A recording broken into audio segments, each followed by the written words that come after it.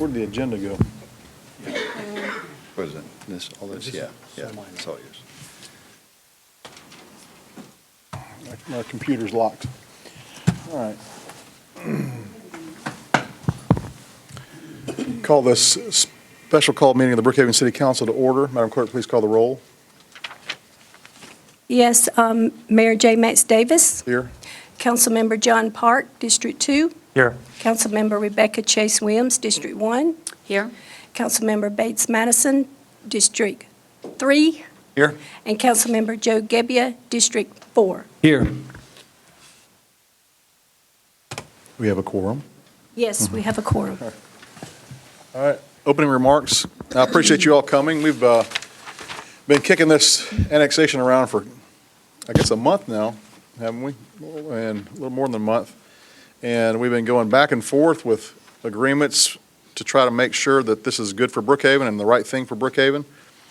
We think on the surface it is, but we had to get down into the details to see if the commitments made by the annexed properties to make sure that in the end, Brookhaven taxpayers aren't coming out of pocket to fund their service delivery has been met. And I guess you'll hear tonight whether we think that's been accomplished or not. So I look forward to hearing from the applicants, from citizens, from the attorneys. We have Sharon Gay here tonight to talk about the TAD, if anybody has questions about the TAD that's on part of this property.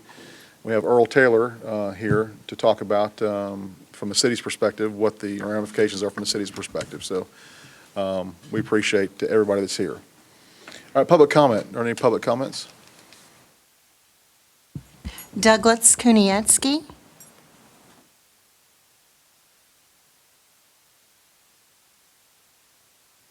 Hello. Just press the button. Until it turns green.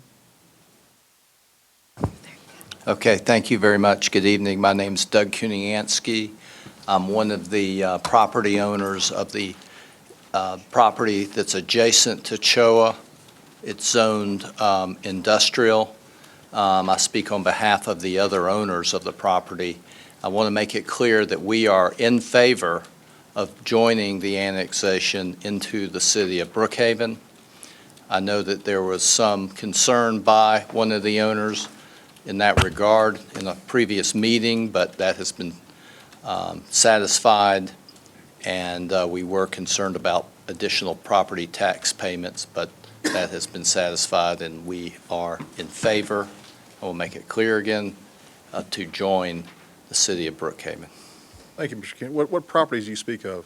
The address is 1471 Northeast Expressway.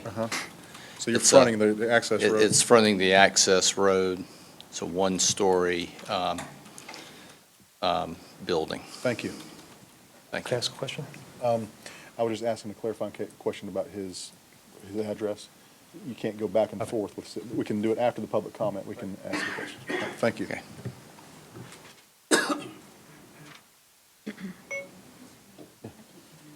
I can't either. We can't get into our computers up here. Some IT help.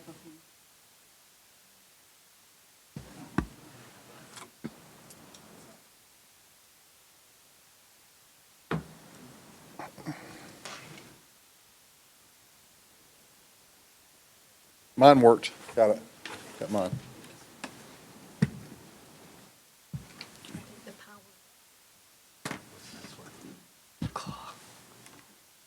Bear with us for a minute. Passwords with you.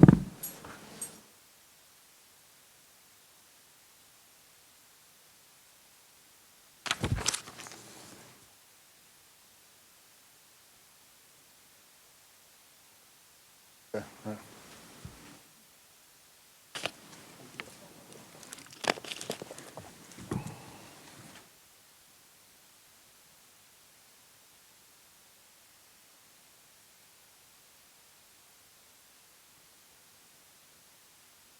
Thank you.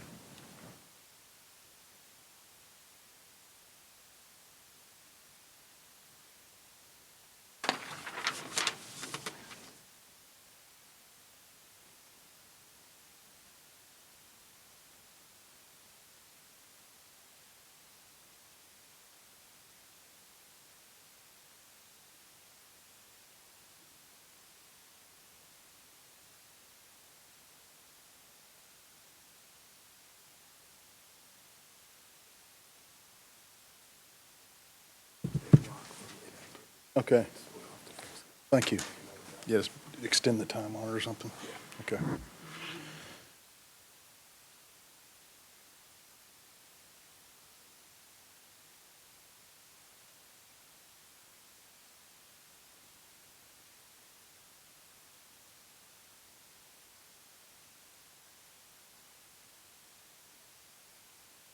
Okay, all right. Next public comment, Jim Meyer. Jim Meyer.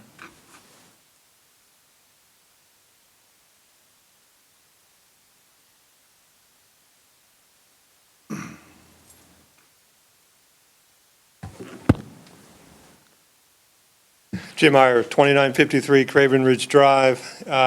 Good evening. Thank you for the opportunity to speak in opposition to the annexation of the Children's Healthcare and Executive Park area.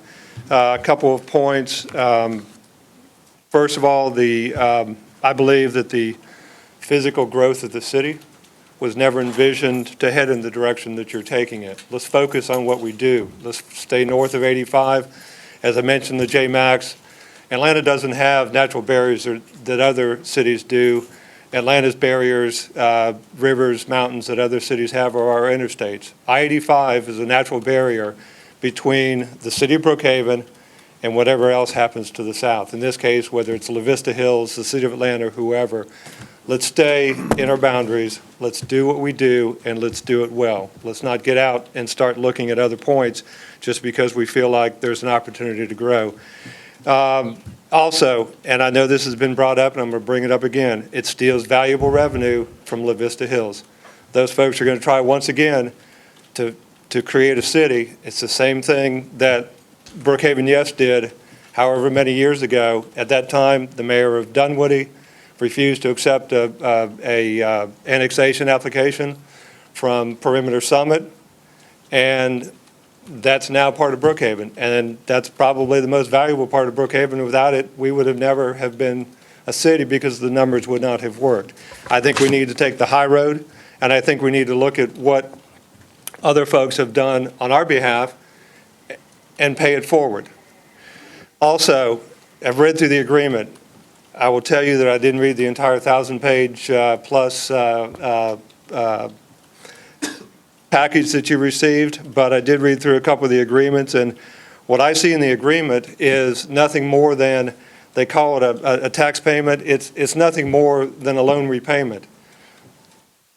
Children's Healthcare is loaning you $352,000 that they're going to be repaid by the citizens of Brookhaven over the next however many years it takes for them to get their money back. This is not free money. This is not them paying a lump sum.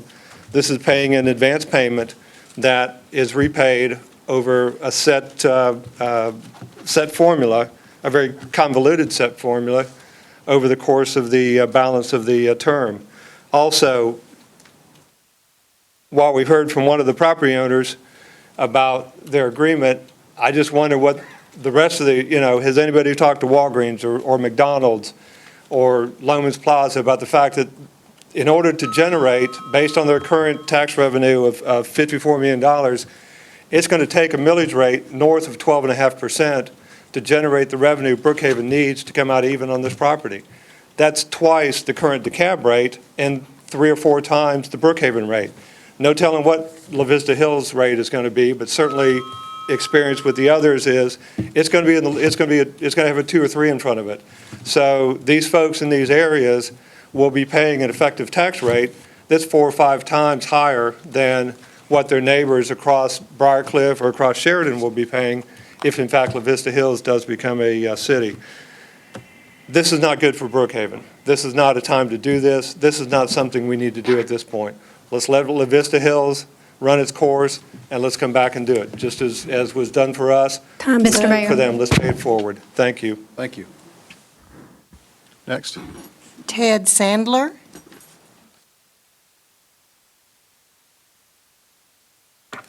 Mayor, members of the City Council, Ted Sandler, 6400 Powers Ferry Road. I'm here representing Regency Retail Partnership with the owners of the Loman Plaza. And I wanted to get up because I wasn't sure if there'll be a public hearing tonight, but wanted to make you all aware that we've been through all these meetings. We know there's concern about what the real cost will be to the city and how that cost will be paid. We've had extended conversations among ourselves. We recognize the likelihood is there'll be a special tax district and that we're going to come out of pocket to help pay for some of the service improvements, service delivery. We're very willing to do that. We expect that that will come in the near term. We do support the annexation request, and we still are looking forward to being residents of the city of Brookhaven. So we hope that you'll vote in a positive manner tonight on these applications. Thank you. Buddy Heckenbleckner.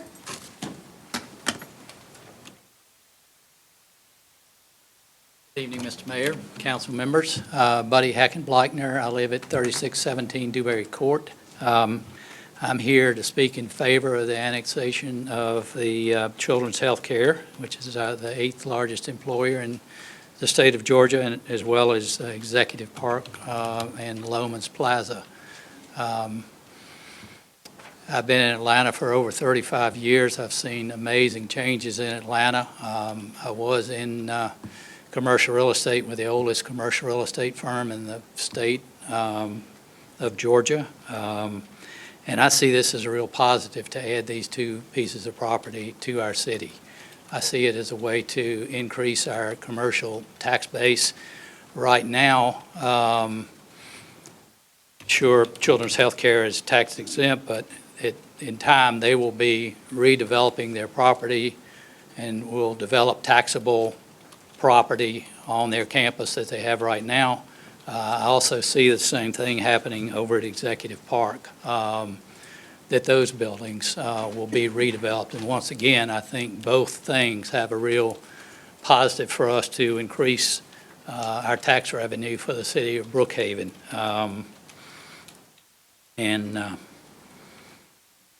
Just on a side note, I see the Chattahoochee River as a natural barrier, and I-85 is a man-made barrier, but that's just me.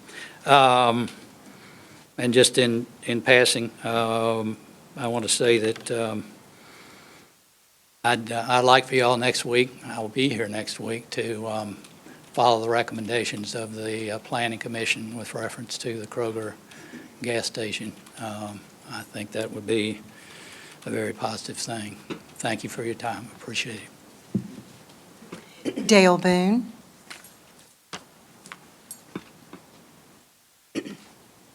Mayor, City Council, I have took the time before I run to the airport tonight to come see you. It's amazing how a former council person of City of Brookhaven made his point clear and contradicted his own self. He said, without the Dunwoody Summit, Brookhaven will not be able to survive. Ladies and gentlemen, we're 55,000 strong. So you think that Beaufort Highway is going to support us? The former councilman made his point. Without Dunwoody Summit, we won't survive. Without CHOA and Executive Park, we will not survive. Do not make me come 5 years from now and laugh at you through the same thing that we've already suffered, not one, but two cities who had this attitude of non-growth, and they're gone. The city of Mountain View, maybe some of y'all don't remember that name. It was right beside the airport. They also didn't want it to grow. They're gone. We can name several others who are now in so much decline because they refuse to grow. You cannot sustain yourself without growth.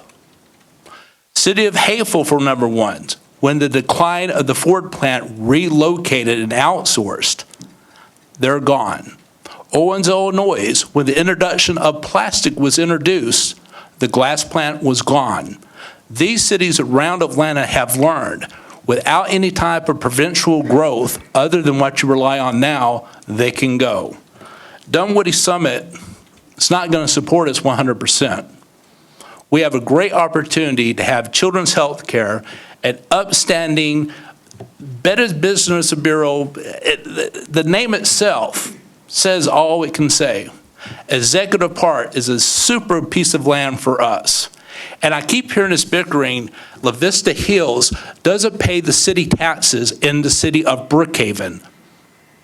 You, and all of us citizens here, we're the ones that pay the taxes. We all have houses, we're all neighbors. We're the ones that pay this taxes, not La Vista Hills. And how in the world can La Vista Hills even influence people who are not even a city they refused last year? And they've already had one chance. So in shortened term, we have fought hard and won a case against the Pink Pony, but yet you found a way to keep it.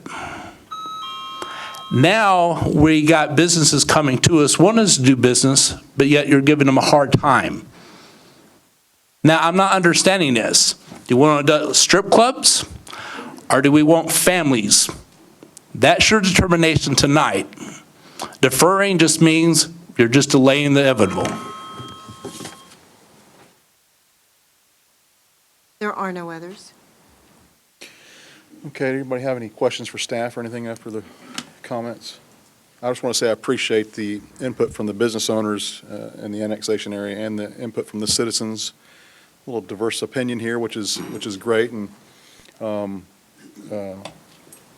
thing I will say, giving these annexation applicants a hard time really is not how we're, it might be, they probably feel like we've given them a hard time, but I think we owe it to our citizens to vet things in a way, and if it feels like it's a hard time, well, this is a hard job, and we don't shrink back from making things hard if they need to be hard. So any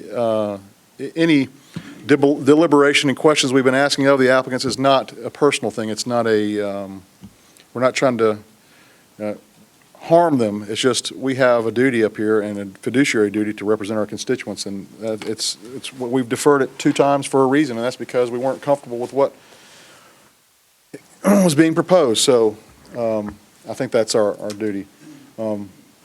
Next on the agenda, anybody else have anything they want to say? All right. Next on the agenda, executive session. I guess we could do one, but let's just do it here instead of that. It's all right.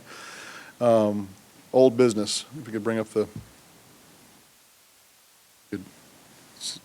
I guess I'll just read it. Ordinance 2014-1103, consideration and approval of ordinance Annex 1401, Children's Healthcare of Atlanta, located lot 153, 18th District, DeKalb County.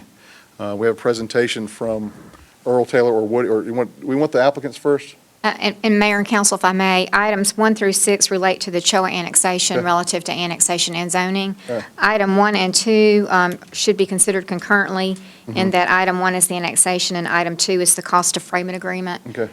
So those two will need to be considered concurrently. Mr. Taylor and Mr. Galloway will need to talk about any changes that have been presented, and we did receive a revision at 10 after 6 tonight. So I guess we'd like Earl to come up first. Yeah, does the staff have? We have no other presentation unless you need some already general done that. geographic information from Mr. Song. All right. Earl, if you could just make a presentation on where we are and what's going on and Okay. what your recommendations are. Let me say I've got my partner Sharon Gay. If there are any tag questions, we got her for 20 minutes. Okay. We'll lose her. All right. Where we are, we Do have. you want to do her first then? In case, I think. Why don't Joe we do might have that? had some let's tag just have her questions. first and so we don't, this is Sharon Gay to again address any potential questions we have about TAD. Yes. Thank you, Mayor. Sharon Gay, McKenna Long and Aldridge. I apologize. I have another commitment at 7 that I can be a little late for, but not much. But I'm happy to try to answer some questions about the TAD. I need to be clear. I think I've mentioned this to some of you, but when the Park at Briarcliff TAD was created, way back when that was, I was representing the Sember Company advocating for the creation of the TAD. So I was advocating to the county for creation of the TAD. As I think you know, we also do some public finance work for the county. We have not done any sort of TAD deals with them. So Right. that's my history. All right, questions? Yeah, I do have a question. I'll take the lead here, if you don't mind. There's 2 parts to our considerations of what we're doing. Obviously, most of what is heard is us trying to structure a situation that is cost neutral to the city. But there's the background noise or background details that also have to be considered, and has to do with the TAD that was issued on the property back, I believe it was 2009, 2008? 7 or 8. 7 or 8, okay. Yeah. With that Been a while. was a byproduct of the DRI that was done by Executive Park. and it set the amounts, the estimate amounts of improvements that would have to be done from an infrastructure standpoint. And which also then kicked off the work from the Greta review, GRTA, Greta. And in that, as we discussed, there's attachment 1 and attachment 2. Attachment 1 is the responsibility of the developer. If I'm wrong, Sharon, stop me. Okay? So it's the responsibility of the developer as far as what they're responsible to do in the immediate area based upon the results of the zoning changes and the consequences that come therefrom. And then the second is a study by Greta of the impact in the general area. So this potential annexation creates some very unique situations where you've got a DeKalb County TAD, and then you have a municipality coming in and potentially taking over the financial responsibility for that area, which impacts what would be the tax increment that potentially would be used to pay off either direct expenses for improvements or if a bond was secured through DeKalb County under their Redevelopment Powers Act. Not ours, because we don't have one. And since we don't have one, it also implicates the potential on how we could interrelate. And I understand that TAD right now, which was set about $100 million in taxable base, is underwater. And since 2008, it really hasn't come up. It's about $10 million underwater. So it's really a non-performing TAD still. So its potential is down the road. But getting back to the Greta part of that, which is the attachment 2, when a city takes over an area, is there a responsibility on the city to pick up at that point any infrastructure improvement that's established by Greta? Because that by far, from a dollar perspective, is the majority of the money that is being recommended to be spent in a general regional area. I think it's a 2-mile radius of the development and some of the impacts, most of the work that's recommended. I think there were 21 different projects that were identified under Greta. One of them was Greta, 17 I think was Department of Transportation, GDOT, and I think one fell under DeKalb County. What responsibility would Brookhaven have financially, given an annexation and having to fulfill Greta responsibility? Let me attempt to help think through this by backing up just a little bit. You've framed it very thoroughly, but I'm going to back up just a little bit to the scenario when the TAD was created, because as I mentioned, I was there, was involved. It was, at the time, the primary focus was on the proposed park at Briarcliff, because that would have been a much larger project. Would have been at the intersection of Briarcliff and North Druid Hills, and would have been a much larger in scope than anything that has or is now being proposed for Executive Park. So the primary energy, policy-making energy, I think, was focused there. And that's really what drove the conversation with the county about creating the TAD, was to generate, there was a big analysis of the area that the county paid for. Executive Park, I think, sort of came in, I'm not going to say it's an afterthought, but the question was posed to the owners of Executive Park, might you redevelop in the future, and what might that look like? And if so, perhaps we should draw the boundaries to include Executive Park. And in my recollection, is that's sort of how Executive Park got included in the TAD, is the possibility that there might be some development in the future. The primary focus was on the proposed park at Briarcliff. As you know from looking and thinking about the redevelopment powers law and TADs, TADs work great if you've got rising value. You establish your base value at the time the TAD was created, and you referenced this was about $100 million, and then you generate new value resulting from new development, which can generate tax increment, which then can be used to pay directly for costs or, as you said, pay debt service on TAD bonds. And that's really what was envisioned, is the park at Briarcliff would happen, perhaps Executive Park would happen at some point in the future, and there would be rising values that would generate increment, which could be used to pay debt service on bonds. It was also anticipated and hoped that the school board would consent to include their share of the increment in the TAD. Well, the first thing that happened is the school board did not consent. So the TAD is sort of, smaller than was anticipated. The second thing that happened was, of course, the global crash. And so I looked, a couple of days ago, on just tried to get some idea of where the TAD stood today. And we found some information on the tax assessor's website that indicated in 2013, the base value of the TAD was about $90 million. So as you referenced, it appears to be underwater, as we say, to the tune of about 10 million. So for it to be used for anything, it would only work if you catch up to that base value as originally certified and then create new value, something the county could choose to do. And this was done last year by Gwinnett County. Gwinnett County was in the same situation. They created 3 TADs at the end of 2008. And immediately they were underwater. And so last year, they repealed and reenacted those TADs. A couple of them, they tweaked the boundaries a little bit, but they just repealed and reenacted the TADs. And so recertified the base values at the 2013 values rather than being stuck at 2008. So that's a choice that's certainly available to the county. They don't have any debt outstanding. They could choose to repeal the TAD. They could choose to repeal and reenact it. So they could choose to change the boundaries or not. So that's always something that's at their discretion.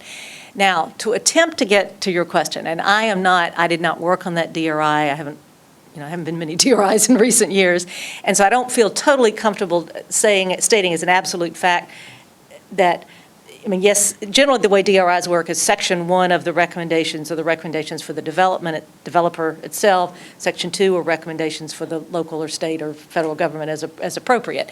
I wonder, some of us were talking earlier, given the amount of time that has elapsed since that DRI was done, because I think that was 2008, whether that traffic study really is even still pertinent, whether those are even improvements that any local government would want to do. Perhaps your view of what's appropriate has changed, perhaps the burdens have changed. So, I'm not sure how relevant it is to today's conversation, but let's assume that it is. Let's assume for a moment that that is something that if you annexed this property, you would want to do or feel like you were obligated to do. Certainly the county could do the various things with its TAD that we mentioned.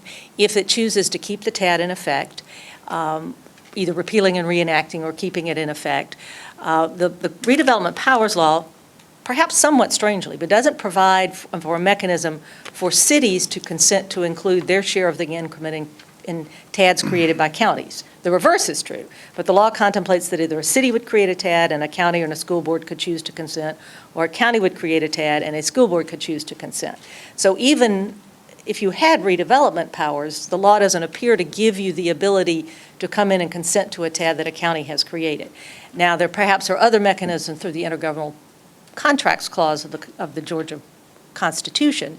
There's a special district tax power. There are other ways to, and you've talked about some of this in the context of considering this annexation. There's certainly ways you could levy taxes or fees or assessments on these properties, and at some point I'll turn back to bring Earl back into the conversation, but that through an intergovernmental agreement, you could agree with the county to devote that revenue or some or all of that revenue to infrastructure improvements that are needed for the new project. So while a TAD is a way to get there, and it's a very valuable one, as you know, I think, because it has great leverage, it's certainly not the only way to pay for infrastructure.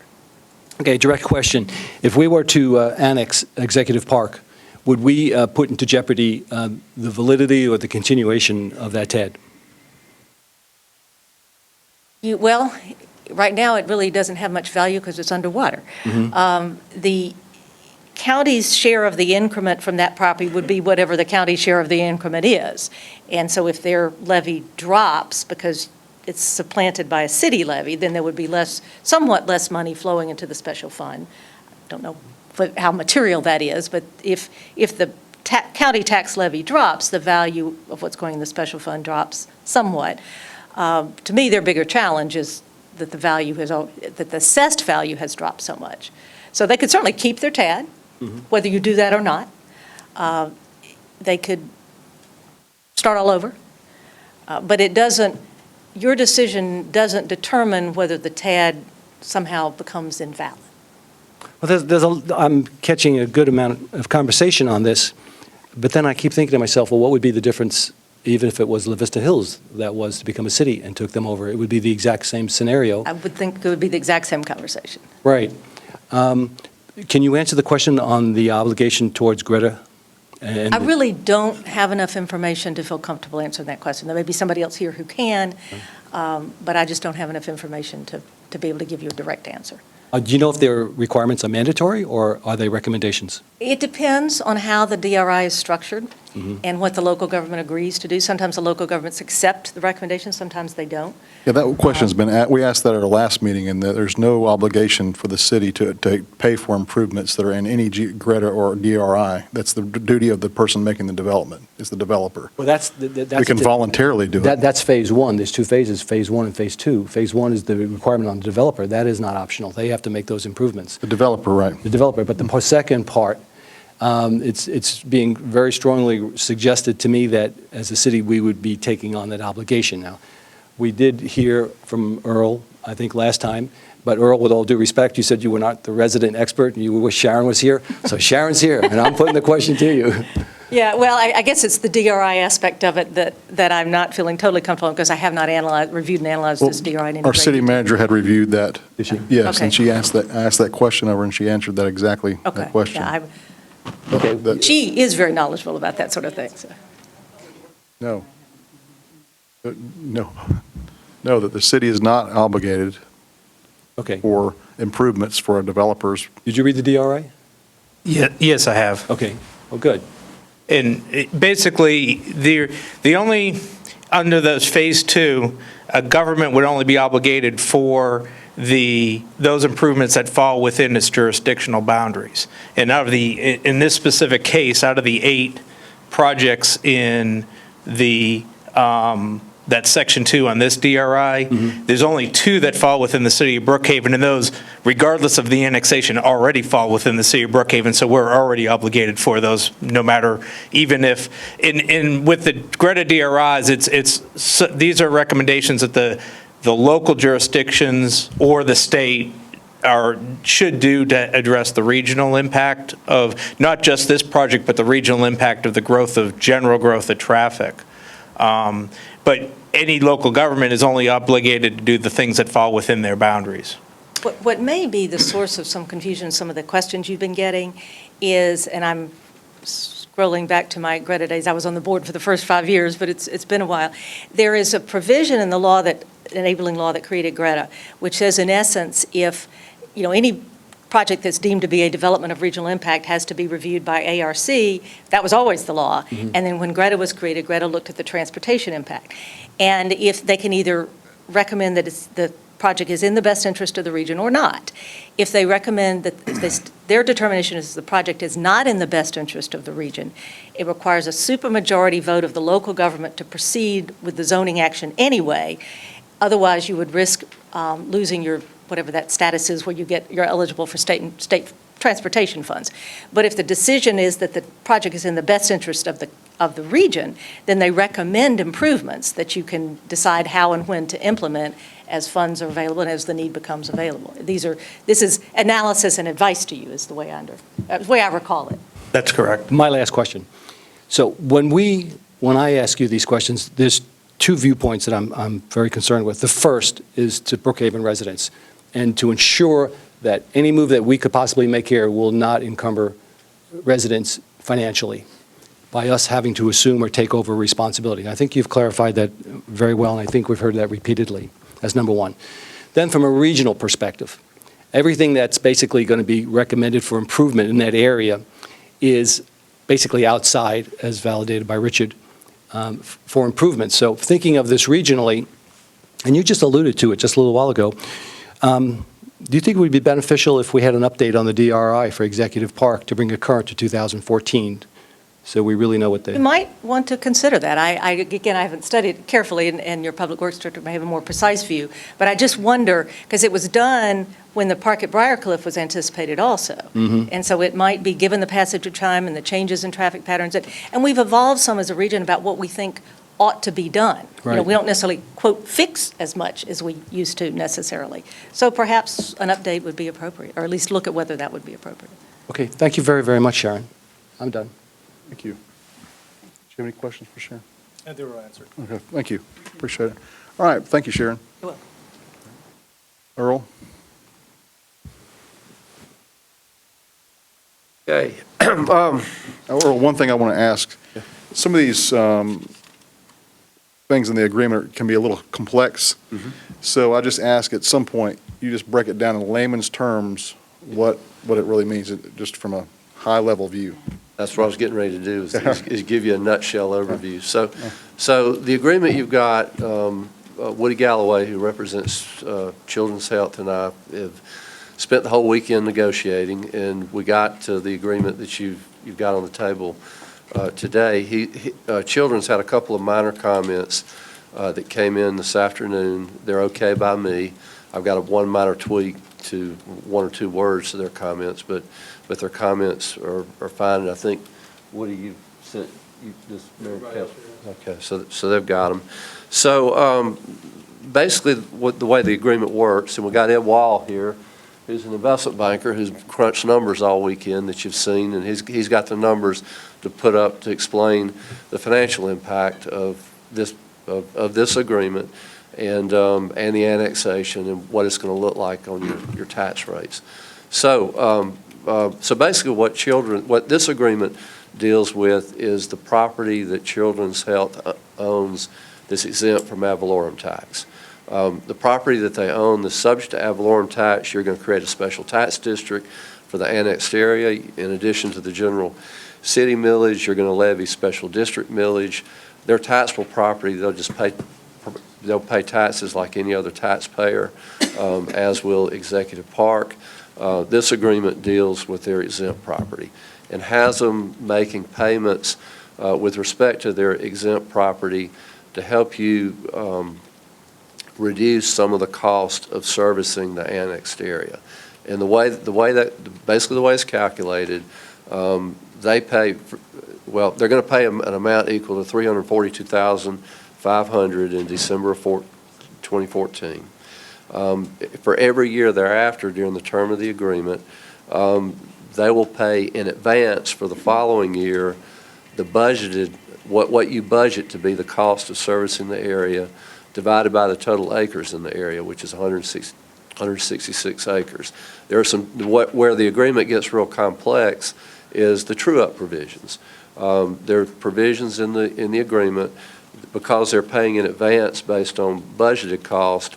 When you get to the end of the year and their next payment is due for the following year, you look at actual costs that came in for the year they paid in advance on. If actual costs exceed budget, they pay you more. If actual costs are less than budget, they get to offset their proportionate share based on their acreage of the amount on which the actual cost came in under budget. And by the same token, if revenues off the special tax district, which is your general millage plus your special district millage, come in above the cost of servicing the district, they get what I call a revenue cost adjustment. You take the excess revenues, break it down to a per acre figure, reduce what they pay in the following year. If the revenues are short, then they pay more based on a per acre basis on the shortfall. Now, the $342,500 that they're paying this year is an upfront payment not only for the 2015 cost of services, which includes police services and code enforcement, but it goes beyond 2015. So that upfront, the $342,500 they pay this year, they get credits after deducting their pro rata cost of the 2015 code enforcement police services in the area. In future years, they get to deduct off of what they owe the part of the $342,500 that's not exhausted by the 2015, their pro rata share of 2015 cost. They just keep offsetting the $342,500 serves as a credit against future payments. And Ed will be able to show you in his numbers on when that credit gets exhausted and when they start making payments again. The term of the agreement is the earlier of 7 years or whenever the city has 2 consecutive years in which the general millage off of the annexed area exceeds the actual cost of service in the area. In other words, once the city's general millage can carry the cost of service in that area off of those annexed properties, then this agreement goes away. You talking about the millage in the special tax district or the city's millage? Just the city's millage. Okay. The thought is that you've got really 3 sources of revenue to cover your cost of services in the district. One is the city's general millage that will be placed on properties in the district. Two is the special district millage that gets placed on properties in the district. And three is this contract, which covers CHOA's property that's exempt from ad valorem tax. And so you'll create a special tax district, which you'll come back and do after you annex the property. The special tax district will consist of all of the annexed property, and you'll levy millage in that special tax district sufficient to get you where you want to be in terms of paying for your cost of servicing that area. And the millage is probably something you're going to talk about tonight. You won't actually set millage in the special tax district until you set your annual millage citywide. You'll create the special tax district later this month, but the millage will be set annually based on what you think when you set millage, the cost of servicing that area is, and also based on how much revenues are coming in off that area and how much the tax digest has grown in that area. So this agreement is really contingent upon us creating a special tax district for the annexed area.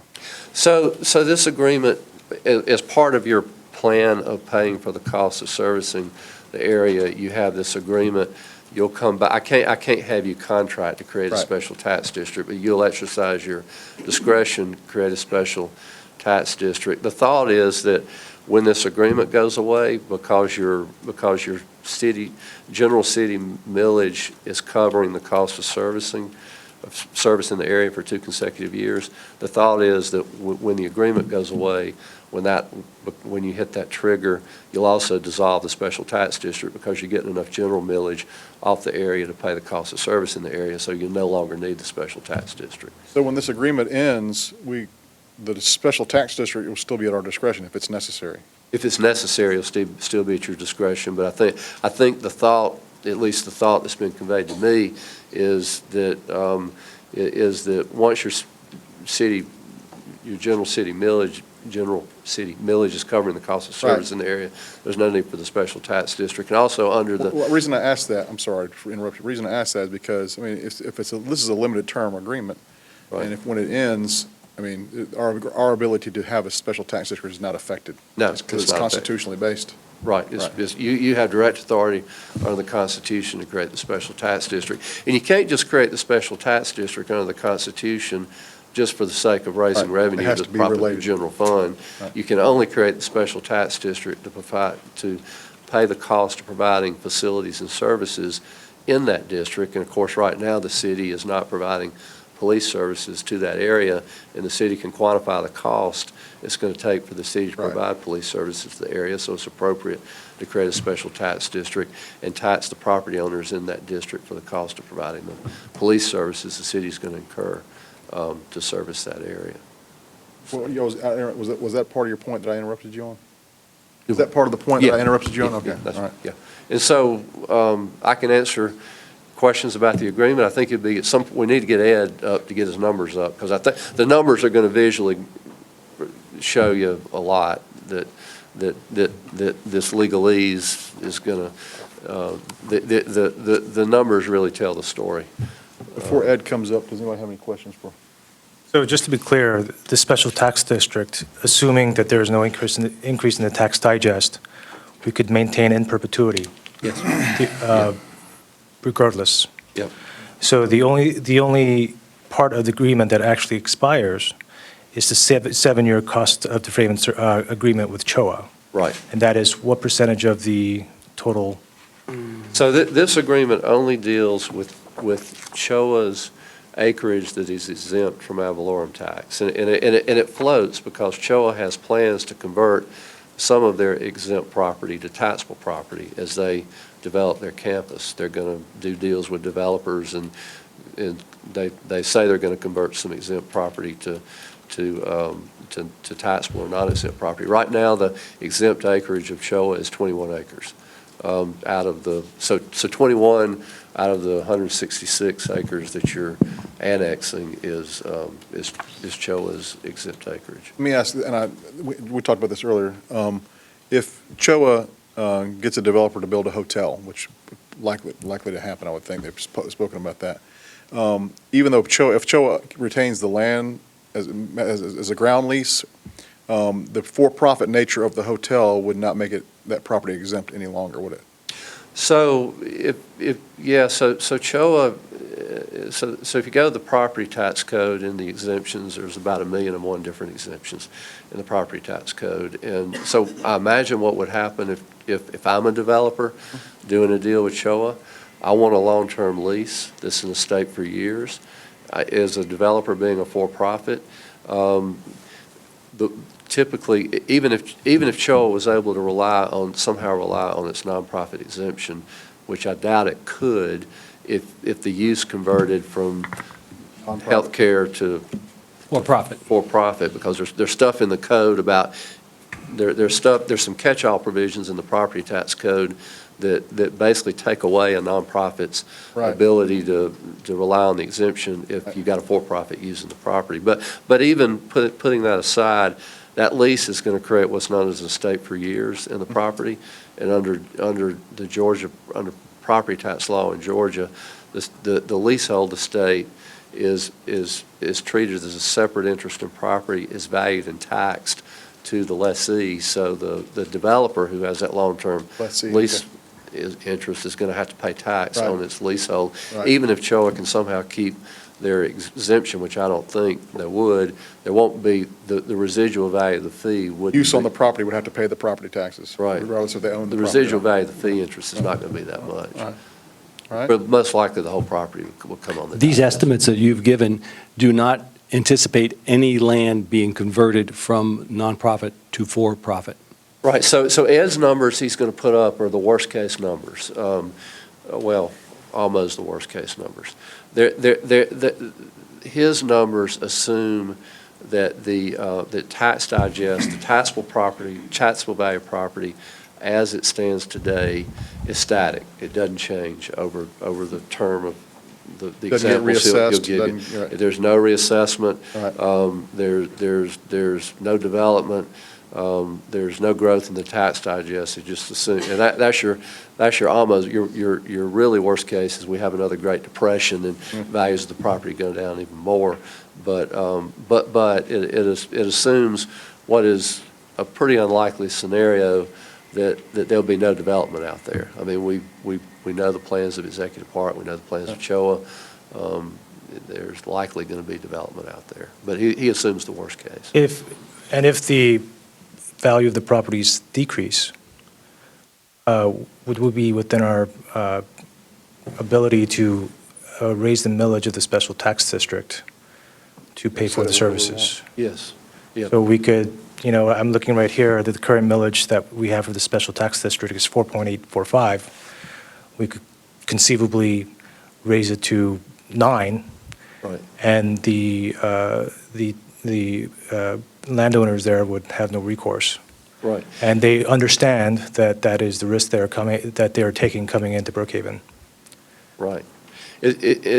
As long as there's no limit there is no millage limit in the special tax district.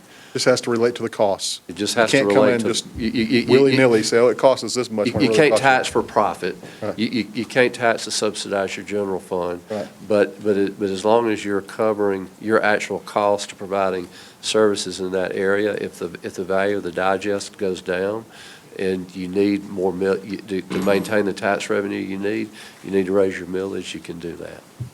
And this special tax district is, once it's set, can it change in geographical boundaries? For instance, for example, if we were to, and if La Vista Park were to apply for annexation, would they be included in the special tax district? The city has the discretion to amend the boundaries of the special tax district. If more property comes in and the city is providing services to those property and the city has a cost of providing services to those properties, the city can amend the tax district to bring those properties in the tax district. The key is you're providing services to the property that you weren't providing before, and it's costing you money to do that. And could the city of Brookhaven keep the newly annexed residential area out of the special tax district? They could elect to do that. We could elect to do that. Right. And if that were the case, the same services were being shared between the current special tax district in the newly annexed area, Right. could the current tenants in the special tax district sue to basically force a evening of the numbers, evening of the costs? So, I don't think that there is an old case out there where it was an extreme case. It was Whitfield County, City of Dalton, where, I won't get you into all the weeds, just keep it at a high level. Basically, what Whitfield County did was create a special tax district consisting of the City of Dalton and a separate special tax district consisting of unincorporated Whitfield County. They didn't change the level of services they were providing after they created the special tax district. In other words, nothing changed. They were servicing the county, they were servicing the city, but they charged the city residents millage and put this millage limit for the unincorporated area of the county at 0. And basically, the city taxpayers were paying for all the services that previously they had been sharing. The city taxpayers sued, and the Supreme Court said what you did violates the uniformity clause of the Constitution, and the Supreme Court shot that down. Now, that's basically the only case that dances around the issue you just raised. I don't think the people, if you don't bring the residential area in, I don't think the commercial owners will be able to sue you because you're sharing services. You're still incurring that cost to service the commercial area. But for instance, if you were to try to create just inside your city right now, 2 special tax districts to have the taxpayers of one area pay for services in the other area, like in the Dalton-Whitfield example, you would have problems. But I don't think. But you're getting into an area where the law is not crystal clear. If you did not bring the residential area in and the commercial property owners objected, but I think you would win that lawsuit. Just a quick question. I presume that the special tax district, which is, as I understand it, set up by ordinance by the city council, and then is voted on and renewed more or less every year as we set a millage rate? Well, so the special tax district, the Constitution says you can create it either by ordinance or resolution. I prefer an ordinance with the city. Once you create it, that's a one-time event. You don't renew it. You've got it created, then the question is how much millage do you levy on an annual basis in that district, and you set your millage rate annually in the district depending on what your cost of services are for that district. So that's a decision each subsequent council would make on an annual basis. As we set the city millage, we would set the special tax district millage. Yes. And then at the point that it becomes self-paying, we would probably choose to then set it at 0. Or at that point, what you probably would do is repeal the ordinance that created the special tax district, thereby dissolving the special tax district. Okay, Yeah. thank you. Instead of setting 0 millage, you just get rid of the special tax district. Yeah, can we have Ed up now? Yeah. Ed Wall?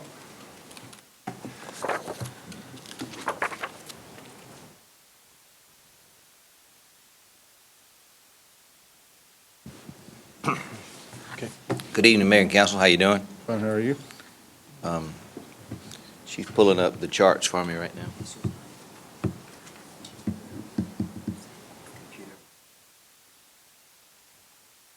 She has it here.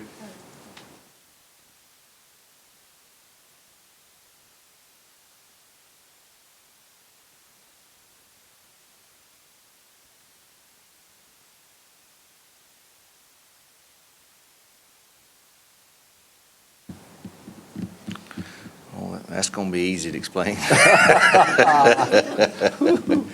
Any way to make it bigger?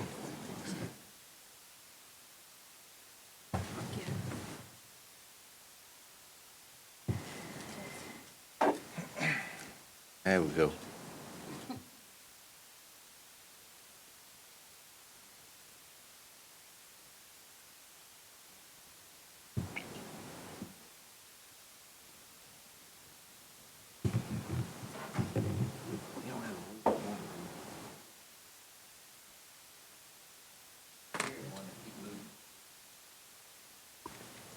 Can you get it a wee bit bigger?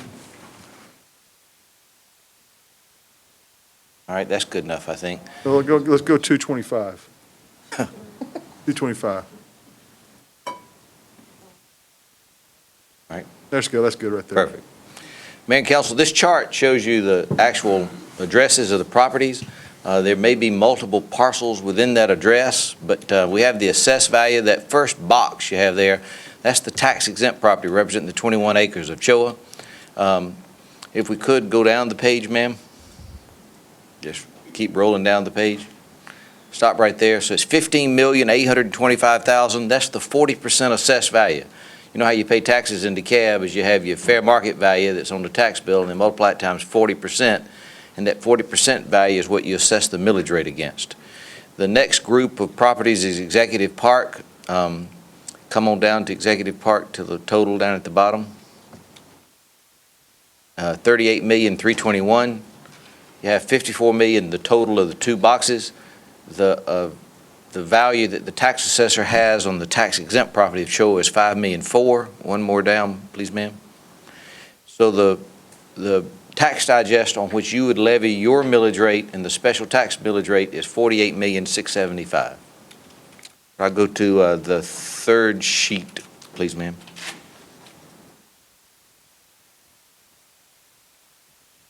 Down there it says sheet 1, sheet 2, and sheet 3 somewhere down at the bottom, doesn't it? Or were they separate pages? I think so, because they were paged down, so you can roll it down to another page. There you go, that one right there, up toward the top. Going, stop right there. Mayor and council, the property owners that are in the property that you propose to annex today are paying a millage rate to DeKalb County of 21.21 mils. If you were to annex it, it goes into an unincorporated area. Oh, you're the greatest.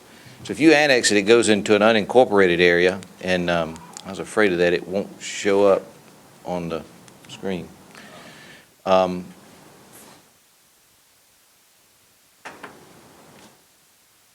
If you annex it, it goes into an unincorporated area, and the millage rate is lower, 16.365 mils. So if you annex your property, the DeKalb County portion of the property owners in the annexed area, their millage rate will go down 4.845 mils. Your millage rate currently is 2.795. So you could have a millage rate in the special tax district of 2.05 mils, and those property owners would know absolutely no difference whether they were in Brookhaven or whether they were in DeKalb as far as their property tax bill goes. So let's figure out, if we have that as our premise, our assumption, let's figure out what that does for us. The next chart shows the assessed value, that $48 million figure that I told you. That number times your millage rate would raise about $136,000 a year. The special tax district millage rate at 2.05 mils is $99,000 a year. So the total city revenue would be $235,000. The cost to service the area is $683,000 in year one, $450,000 the next 4 years, and then you have to buy police cars again in 2020. So the last line would show you how much of a deficit you have that you have to make up someplace if you were to keep the millage rate the same and nobody have a higher millage rate in order to be annexed into the property. If we could, ma'am, go to the second page, back up, first page. One more page back up. Once I get through, then I'll stop and y'all can ask questions. Could you make that one a wee bit bigger for me? Thank you, ma'am. That's good right there. Let's talk about the cost.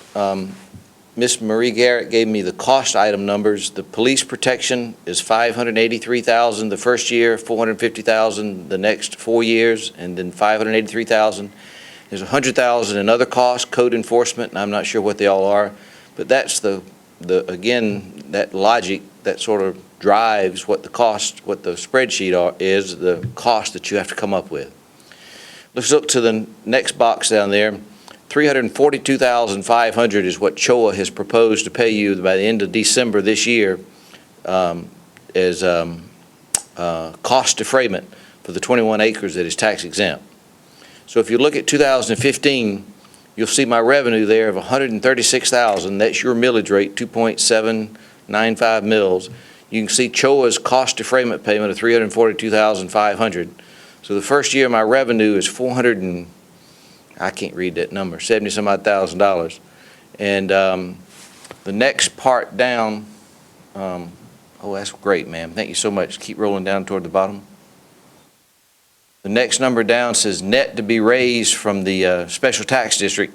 So if I had $683,000 at the top, minus the $478,000 in revenues, the special tax district, in order to make you whole, needs to raise $204,000 in that first year. The second year is $313,000, and it's that same for 4 years. Why is it greater? I'm not rolling off the actual, I'm not receiving any money from CHOA for cost defrayment. They've paid it all up front in 1 year. So if I take that $48 million tax digest, the millage rate you would have to assess in the special tax district so that you would be revenue neutral for the cost of serving the area is 4.21 mils in year 1, 6.44 in year 2, 3, 4, 5, and then 8.25 in year 6, 2020. Now, a couple of comments I'll make about this is I think either Earl said or y'all said it's about as conservative as you can get. It forecasts no growth, no new development, none of the 21 acres going into the property tax area, nothing happening to Executive Park. I would think this is the worst case that you could find.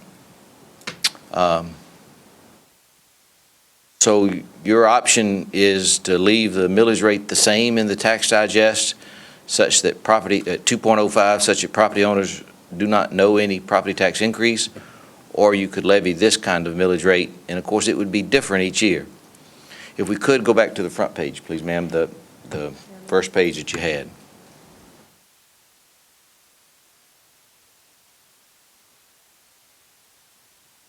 Back to the 225. If we could go across the page to the right, stop, whoop, right there. There's my revenue from 2.795 mils. Go across the page again, ma'am. I took the average of the 5 years in the special tax district of 6.42 mils. You got the total city taxes. I have the current county taxes at 2121, and then the new county taxes at 16,365. So you have savings from county taxes. And then keep rolling over to the right. One more column, please, ma'am. There's the difference. By property owner, that is how much extra they would pay in taxes each year if you made up the entire difference of serving the area from millage rate in the special tax district. Now, of course, the first year would be 4 mils and not 6, so it would be a little bit less than that. I could run that number for if you want me to. But the second year would be greater because you won't have CHOA's 342,000.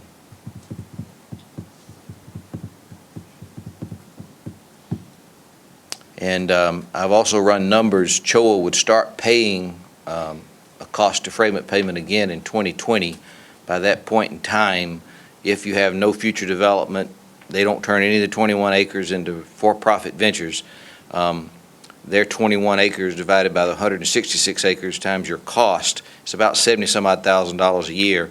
They will burn off that 342,000 and receive credit such that they'll make a payment to you of about $40,000 in year 2020. That ends my presentation, Mayor. Questions? So this may be difficult to handle on the fly, being a PDF. But what I would like to see is what if we had our city tax rate and the special taxes district rate at parity, which would be a total tax rate of 4.845. Yes, sir.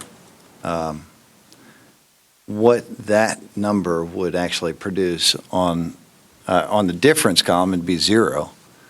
But what would be our shortfall? That's what I'd like to see. So could you go back to the second page of the second thing?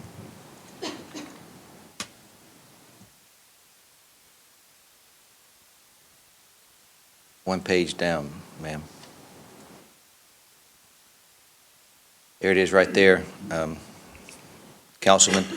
It's 447,000 shortfall in year 1, then 214,000 year 2, 3, 4. All right.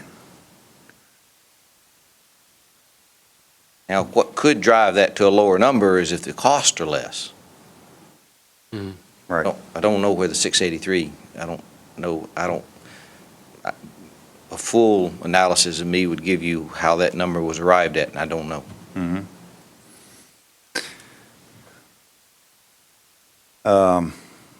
So these numbers include, so the line item for these payments by CHOA, where is that in this page? Is that?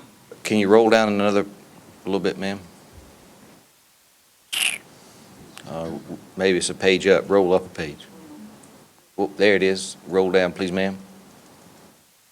In that box, and then increase it bigger for me. I'm gonna be out of tricks now. That's about all I got. Yeah. So there's 166.0244 acres. Their tax exempt property is 21 acres. So that's 12.65% according to Earl's formula.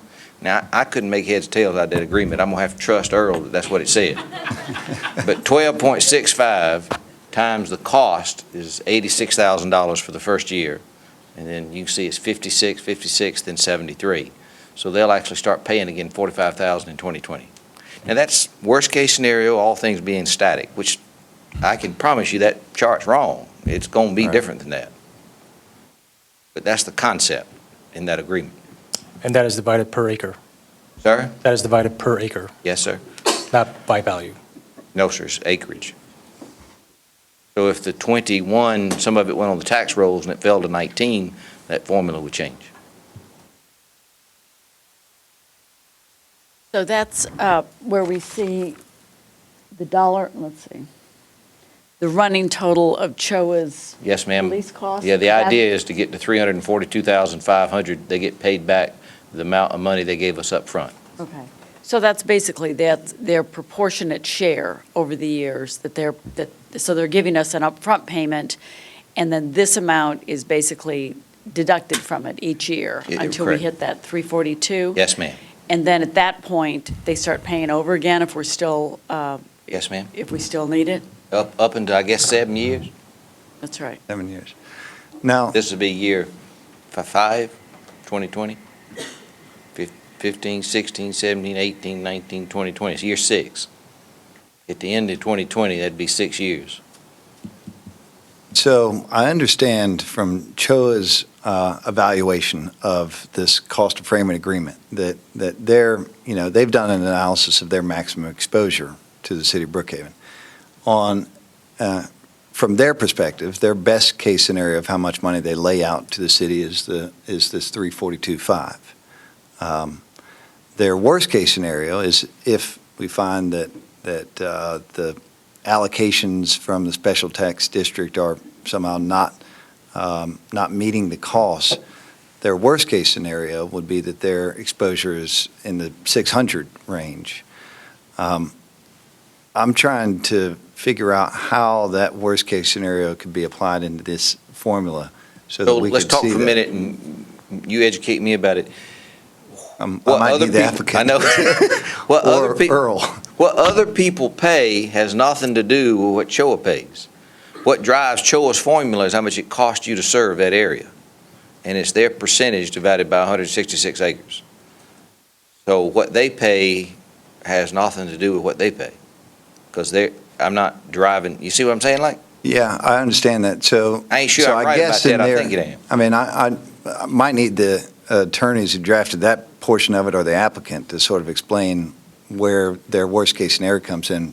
I mean, if the worst case scenario is that we've doubled our cost of police services, then that is the cause for their potential Correct. $600,000. They would burn, so let's say it cost $1 million instead of 683. Their payment in year 2016 will be a whole lot more than 56,000. So it's $1 million times 12.5%, 12.65%. So instead of 56,000, they pay 126. So they would burn up that credit sooner if it cost you more to provide the service. Okay, so, and there's really not much likelihood that that's the case. It appeared to me 683 is fully loaded. Right. Okay. So the city's exposure is right down on that analysis of 347, or sorry, the net difference in every one of those years, 2015 through 2020 on that next page down. Well, you. Is that right? That is if we were to create parity with a special tax rate. Right, because, so, we approach this, here's what it costs to serve this area. What's the assessed value? It was 48 million. What's your millage rate? 2.795 mils. So that's $136,000 a year. So we knew going in, you couldn't have raised enough money to service the area. What's the fix? Well, the special tax district is a perfect fix. So you have no exposure if you're willing to levy whatever it takes to fit the bill. Right. One of the earlier documents that I'd seen, an analysis from the city, showed these properties as generating somewhere, I thought, around the area of 180,000 in revenue, current tax revenue. And I know that you've done a good analysis. I see that on your other one. I'm just trying to understand from the city how we got that initial analysis that showed that these two application areas raised a number in the range of 180,000. Anybody else remember that document we saw? Initially? Yeah, it was an initial analysis of how much revenue we could expect from these Did it look applications. like that one? No, I mean, yours is far more detailed. I mean, it Well, that shows one the did. assessed value. This came from the city? Yeah, that sheet there did. It could very well be that they assessed the millage on 54 million instead of 48. They forgot that 5 million is tax exempt. Possibly. I did that to start with, and fortunately I caught it before I sent it to you. Mm-hmm. I was just fortunate about it. Now, I would like to point out one of the things that I saw, in evaluating that spreadsheet, you can see that the building that was just blown up was a $2 million assessed value on there, as a tax exempt property. So, the impact of one building's development, I mean, you've got a hotel in that list that I think was almost a $4 million assessed value. Development can make a huge difference on these bottom line numbers.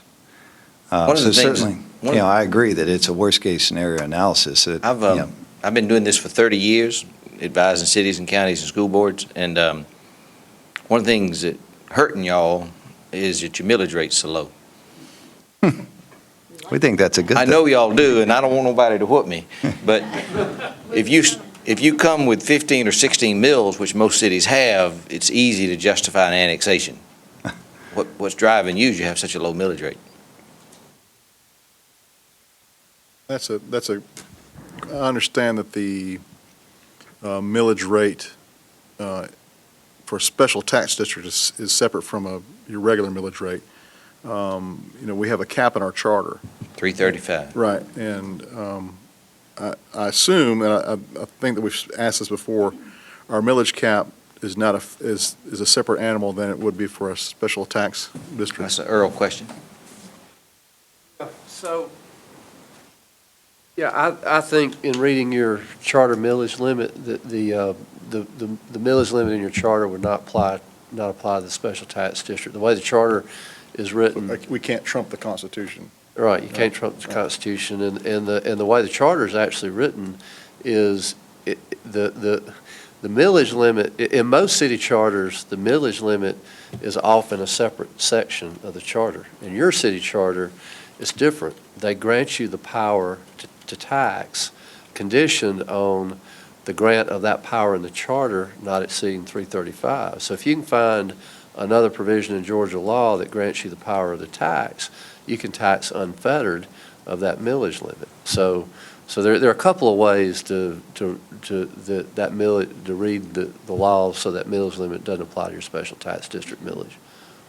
One is that simply it's a condition on a power in your charter, and the Constitution is a higher power. And the other is that, well, Just like we can't have alcohol served before noon on Sundays in a bar because state law says that we could pass an ordinance, but we Right. can't supersede it. right, exactly. Yeah, your charter's a local law, the Constitution's a higher law. So one quick question before you, Earl. Let's say the 7 years is up, Right. and CHOA is still tax exempt, they're just sitting there. Right. For one reason or another, they've done nothing. Right. could we then readjust the special tax district millage to cover the cost of the entire area? Or would they be able to sue CHOA? How would that work out? Could the rest of the properties cover the cost of the services? Yeah, How would that work? They can, because CHOA, if the 7 years is up, the agreement expires, CHOA's done nothing, their 21 acres is still tax exempt. Georgia law gives them a tax exemption. There's nothing those other property owners in that special tax district can do about the tax exemption granted to them by Georgia law. And what happens when you've got taxable property, you bear more of the millage burden, because the more exempt property that's in the taxing jurisdiction, the more the taxable properties are going to have to bear the millage burden of the taxes. So there's nothing those property owners who have taxable property can do about CHOA's exempt property. And so if the 7 years expires, the agreement goes away, you don't have CHOA revenue, you can raise the millage in the special tax district to make up the difference. And I'm assuming that Executive Park understands that risk. I think they do. I can't speak for Executive Park, but Carl's a smart lawyer. I think Carl fully understands. We'll hear from them next. So let me just make sure I understand, within that 7 years of the CHOA agreement, so we're looking at this upfront payment of $342,000. So if we decide that we want to keep this sort of magic millage rate of 485 to keep our, not raising taxes on these other business owners, that we've seen that gives us a bit of a shortfall in some years. Right. So is there any way to have CHOA help make up that shortfall within the confines of this contract?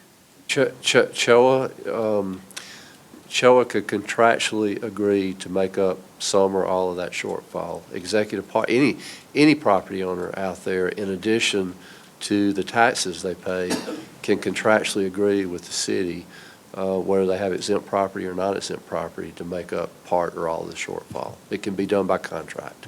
But this contract doesn't allow This that. contract does not provide for So that. this only allows if, in fact, our cost of services go up.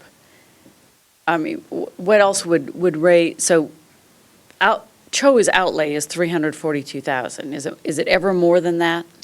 It could be. He's shaking his head yes, so. Yeah, it could be. That is, if our expenses go up, then that number could go up, right? So there's a 342.5. So if we wanted to build a city hall right there, we could make them pay for it. Right. So, well, he's defined the cost of services to be only police services, not city hall services. It's a facility. Yeah.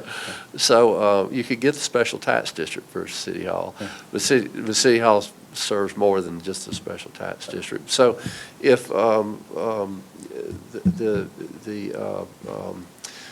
the current agreement, there's a provision that if the actual costs each year come in above budgeted costs, which CHOA's paying based on budgeted costs, CHOA pays more. If your revenues that are available off the special tax district and the general city millage come in below actual cost each year, CHOA pays more. Okay. But you got to remember, the proportionate share sets their annual payment. They get the credit against their annual payment, the 342.5. But remember, I'm reducing their credit by the amount of cost that are allocable to them for 2015. So the credit actually is 80-something thousand less than 342.5. That's the credit amount that they get to apply against their future payments. But if your costs go up or your revenues go down, they've got to carry their pro rata share of that. So that deficit. gets factored into their proportionate share formula here. Yeah. There's a definition called a revenue adjustment that gets applied. I don't have the agreement with me, but there's a definition called a revenue adjustment that deals with revenue shortfalls. I should get it. All right, we've got it. One thing I wanted to show y'all, if I could, see the 214,000, which is the amount by which you're short in 2016? Right. Let's do a backwards calculation. What would new development have to be? Yes. So 214,165 divided by your millage rate, 2.795, divided by 40%, you'd have to have $191 million of fair market value new development so that your millage rate would completely tote it. So that would eliminate the special tax district, you're saying? Correct. So What 200 about- million worth. So what was that, about 200 million? 191 million. To give an example of my point a while ago, though, one of the people in the audience, Hateville has a millage rate of 16 mil, their client of mine. Do that same math, 214 divided by 16 mils divided by 40%, they'd only have to have 33 million. One more calculation, if you could do it for me on that. Yes, sir. Can you do that value using the 4.8, Yes, sir. the inclusion of the city and special tax to let me know where we would be for parity? More accurate, yes, sir. Yeah. That'll show how much we need as a break even for the entire area. One thing I did want to point out for the applicant's behalf of CHOA in particular is that when we originally talked about this deal, CHOA is a tax exempt property, and recognizing that they had a cost to come in here, CHOA's contribution of $342.5, there really is no, if they were annexed into a different area or they remained in unincorporated DeKalb, they would never pay those fees. The only reason they're considering paying these fees is because they want to be in Brookhaven. And I think that's important to point out because it's not just we're going to pay you this money and then we want it back later. This is we're going to pay you, but at least we want credit because we're still going to be agreeing to participate in the cost of servicing that area by separate contract. So I think it's important to point out that it's not just a loan, but it really is money that they would never be responsible for if they remained in their current condition in unincorporated DeKalb County. And I think that's a point. I mean, Jim's made some good points in his public comment as far as our, looking at having a regional outlook on what we're going to do with annexation.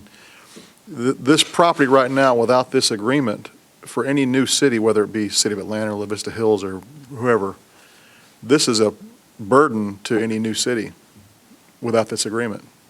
So it doesn't harm the feasibility of any new city that would develop. It would harm them if we left it in their boundary, is when it would harm them, because it's a loss for them. If they want to have the same 3-minute response time we do, and they want to have police and all that, it's going to cost them more. And as Ed points out, if a new city has the same nice low millage rates, me being a Brookhaven resident, I love these millage rates.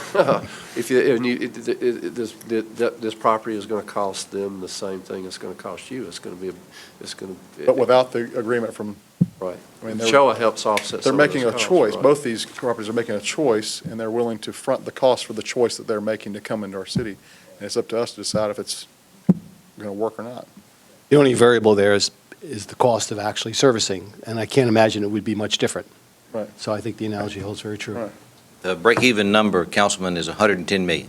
110 based on the special tax. So,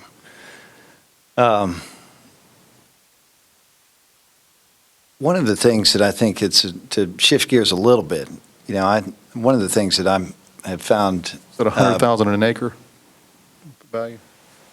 It's 166 acres, so that's it's less than, a good bit less than that. Is that our cost structure over here is considerably higher than the rest of the city of Brookhaven. We have if you look at the analysis, which I saw on an earlier document that showed the total acreage under consideration here, 166 acres, and then our cost of $685, the cost per acre was far greater on this annexation area than it is under the rest of the city of Brookhaven. All those cost numbers given to me by Earl. Right. Thanks a lot, buddy. I mean, He blamed you. the reality is it's based on actual costs as estimated by our city manager and staff. The one thing I would argue is that, because one of the biggest costs to that is the police. That is the biggest cost. And Chief, I might have you weigh in a little bit on that. If I'm wrong, correct me. the issue is the response time. So you need 5 officers to be able to service this area. Is that 5 officers the total amount of officers per zone? Would this be considered a new zone? Is that the way you're doing it? It's not a new zone. We're reconfiguring the zones. 5 officers are required to man a beat basically 24 hours a day. So it's really one person to cover 24 hours. Right. So that would be, because you got 12-hour shifts, the 5 people, you'd have 1 person on each of those shifts. To those shifts, then normally you're going to have 1 person out of all the 4 of those shifts off at some time for training or sick or off. So that, I'm getting the 3, the 1 person, 2 for each 12 hours, or 1 for each 12 hour, and then the 3rd for rotating and other places. Where are the other 2? Are they supervisory positions or? No, all those officers are going to be in the city in that area. However, we're realigning the areas that they're covering. Mm-hmm. That area is going to be made smaller. So it's still going to have 2 in there, but we're going to have to realign where the officers are throughout the city to make sure that we could cover that 3-minute response time. Yeah. I think in one of our earlier conversations, when you look at the geographic area of our current zones, this potential area of 166 acres is a lot smaller than one of our existing zones. It looked like it might be a third or a quarter of the acreage. So I think you've alluded to this, that if this area is expanded, if some of the residential areas come in, or if we draw, the lines a little bit higher for places north of Choa that might want to come in, am I correct in assuming that there's some excess capacity over on this side of 85 that? There's a little bit of excess capacity. We actually reviewed there's other areas also, and if it got a lot bigger, we would have to review that and see what service requirements were needed. But the potential, one of the things that we've looked at and we've talked to the public about at great length is considering some of the residential people next to these commercial properties to allow them the ability to come into the city of Brookhaven. One of the areas that we looked at, we did an analysis of it and showed that it had a potential revenue of $300,000 for one, I think, 600 home neighborhood. That revenue essentially makes this entire proposal revenue neutral year 1. Now, I know that's a pie in the sky thing, but for the 600 homes, do you think that would fall within the capacity that we have over there? We'd have to see the total area and calls for service, really. Right. All right. Any more questions for Earl on this application? All right, well, I guess we can hear from the applicant.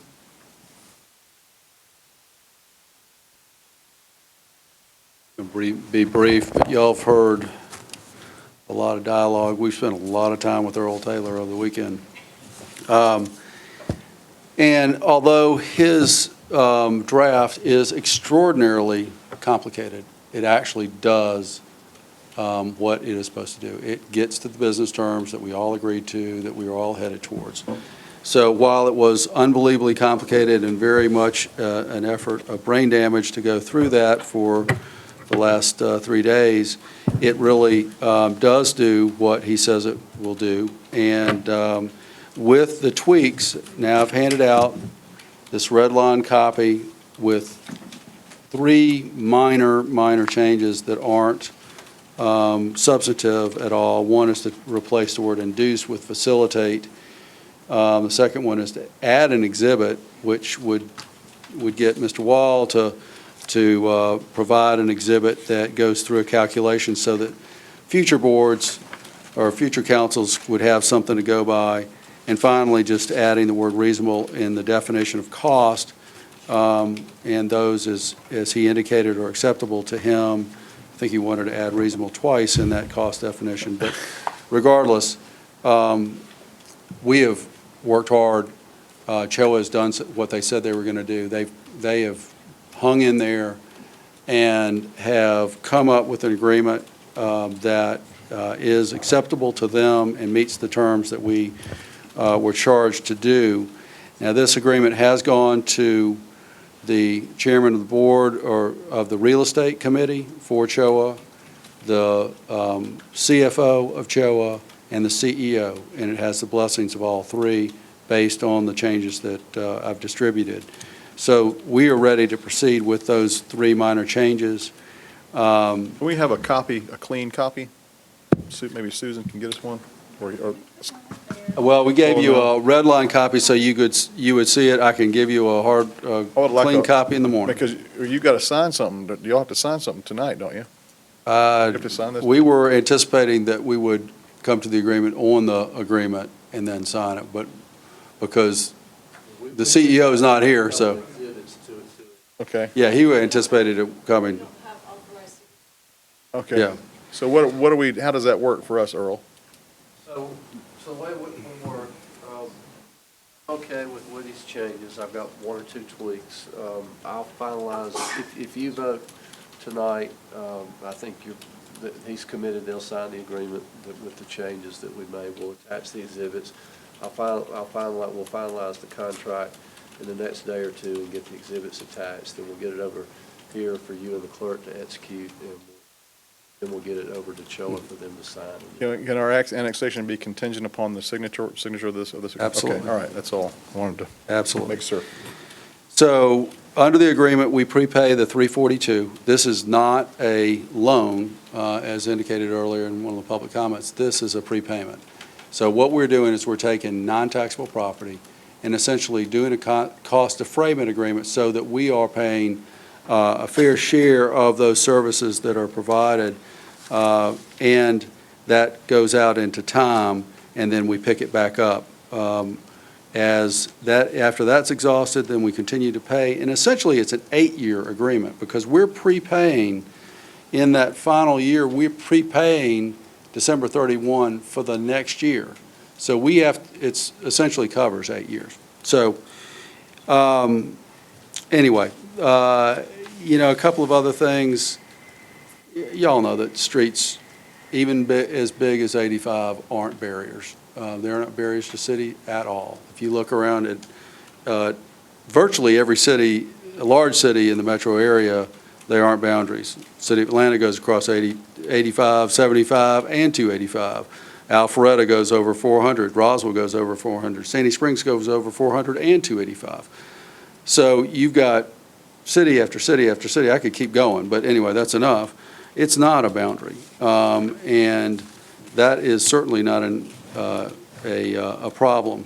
You've heard from landowners. I know there was a concern about other landowners in this area that aren't necessarily represented by council here, whatever. A lot of them are. McDonald's has been represented by council. Hotels have been represented by council here. Mr. Sandler's here on behalf of Regency.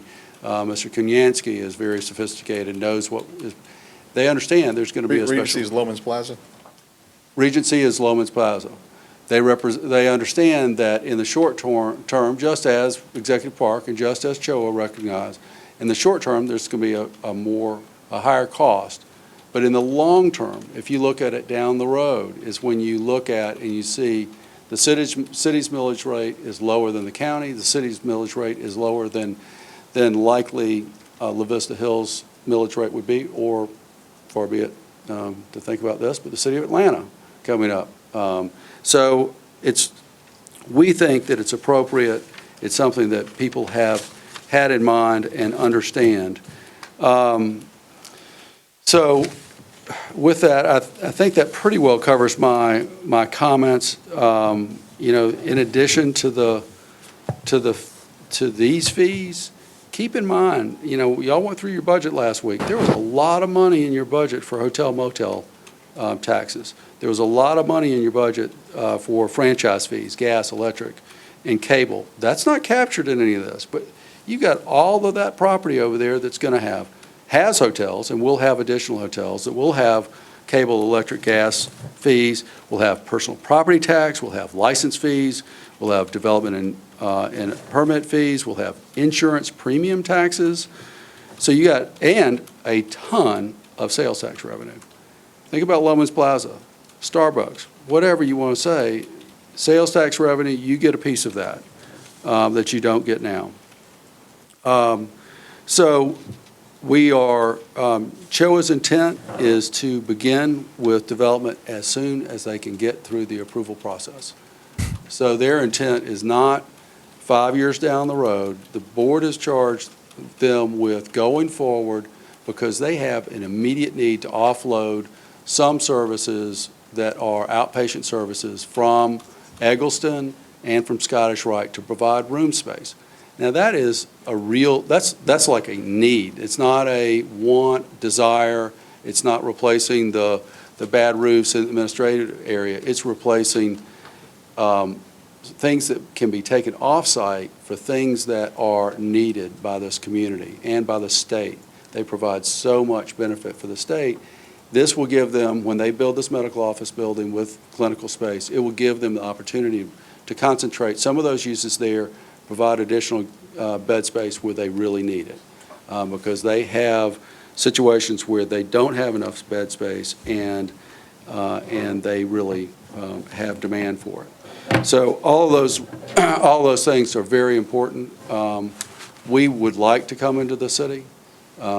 We have been through this ride with y'all for a long time. I know y'all have taken time out of your schedules to have these special called meetings. Everybody has done that. A lot of resources have been expended on this, and we hope that you will favorably consider this application pursuant to the terms of the agreement that we've circulated. Thank you. All right, thank you. Thanks. I actually have, Woody, you reminded me of a question I had for our staff, but you may, if you know the answer to it, maybe, but I believe the staff had done an analysis of the businesses in this area.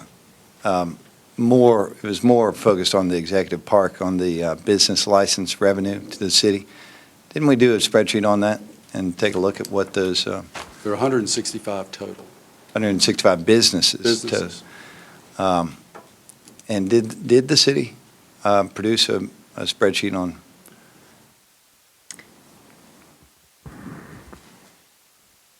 Y'all remember that?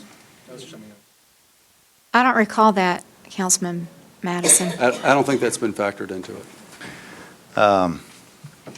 That was a totally different area that it wasn't relevant to this. I know what you're talking about, it wasn't it? Yeah. I guess it's just another revenue stream that, the business license fees every year, Right. That could end up being several thousands. I don't know. Well, I've seen one business in the city of Brookhaven, have a $100,000 business license fee. Right. So, Right. So that was my only question. Woody, I had a Yes. question. I guess in a perfect world, you'd be showing us a master plan, even a site It's plan. underway right now. Okay.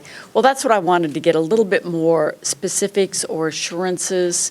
I think you've told me that you've got some immediate plans for shovels in the ground. Could you kind of go over that a little bit for us? Well, as I've indicated, the most immediate need is for a medical office building with clinical services. That is the thing. They've demolished the hotel for a reason, and that is because that is where they intend to go forward with development of a medical office building with clinical services being there. They also intended to go forward with the administrative offices. It will be sequenced and phased, but we will come up with a master plan that can come back before y'all, be reviewed and approved as part of the zoning process, so that y'all know there's input by everybody to know what's going to happen. But the intent is immediate. And literally, they were charged with trying to get shovels in the ground by January 2016. So that's only a little over a year away. So that involves the planning function, coming back through the zoning function, and addressing permitting. So, that's an aggressive schedule, but they have an aggressive schedule because they have an immediate need.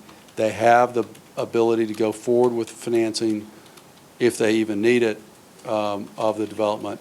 And their plan currently is to take their 32 acres.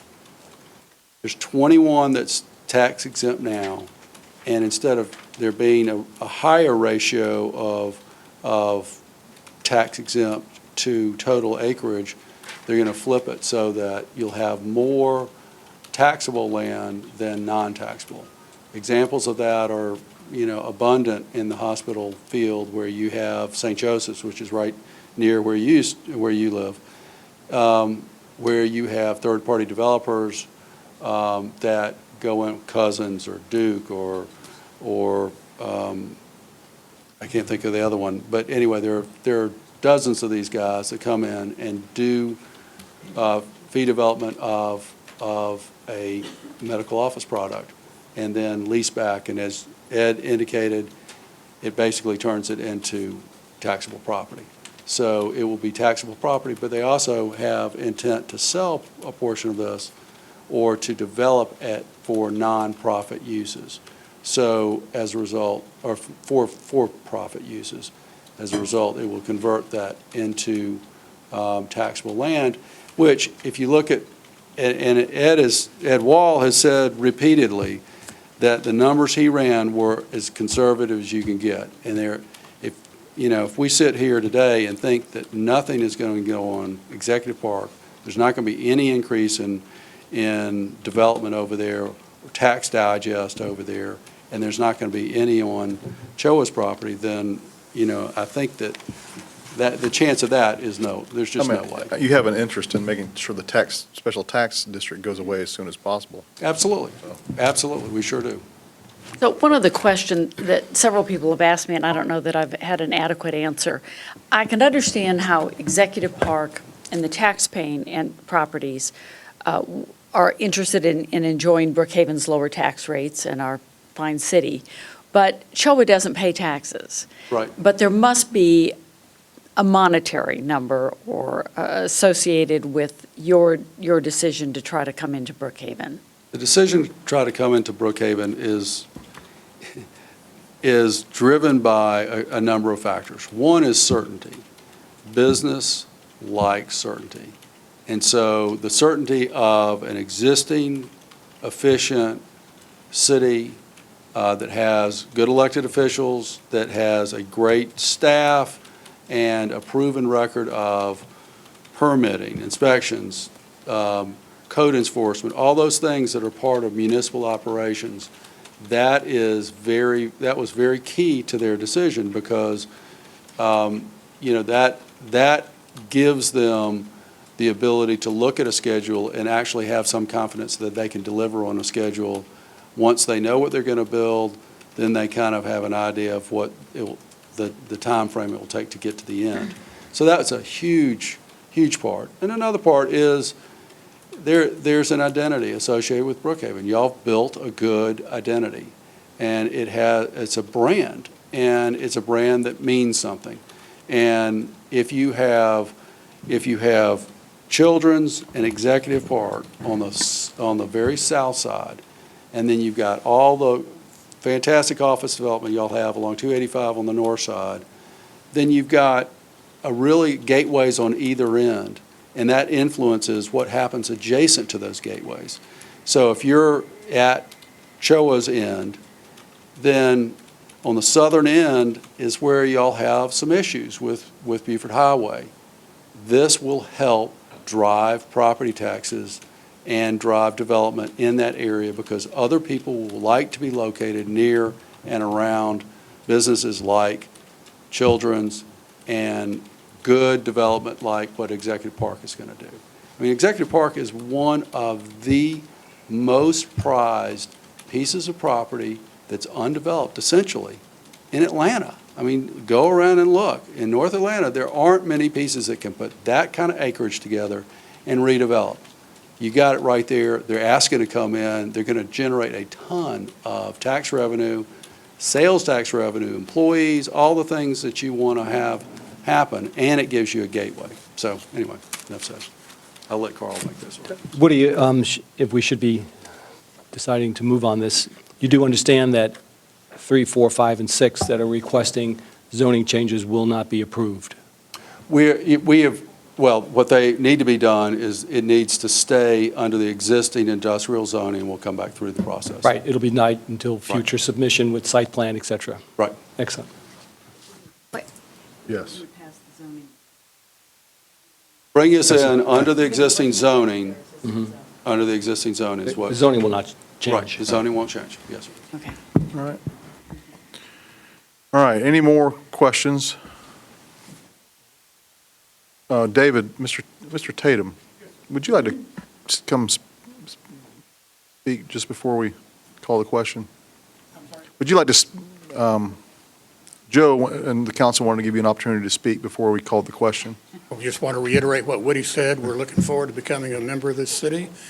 Councilwoman Williams, you asked when shovels are going in the ground. I'd argue they've already started. As you know, we imploded the old hotel, and if you've driven by that site lately, you see a lot of shovels working. We got to clean it up before we can do anything.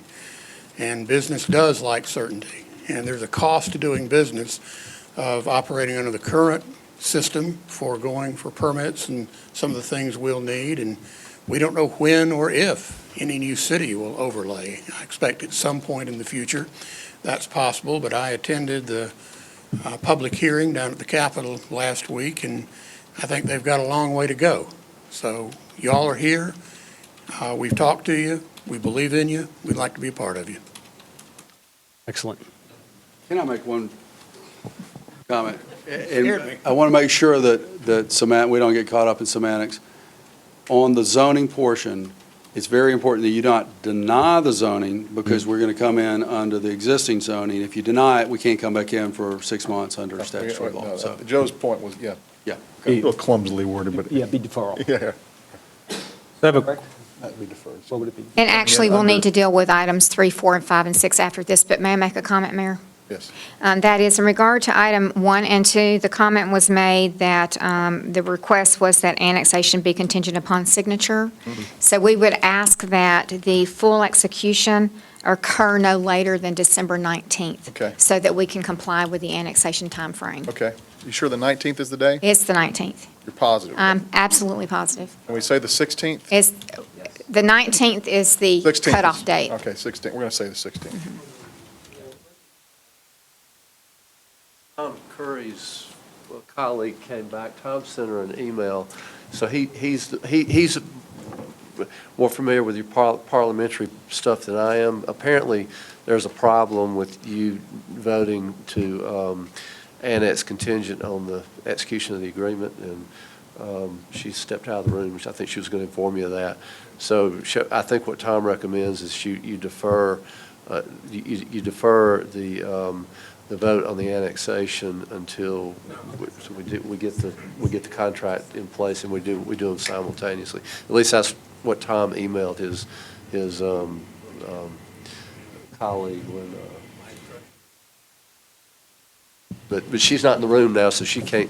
She just showed me Tom's email. And Would it not I be- have to defer to the city attorney. Mr. Taylor, would it not be possible to approve the annexation subject to the changes so mentioned and agreed upon?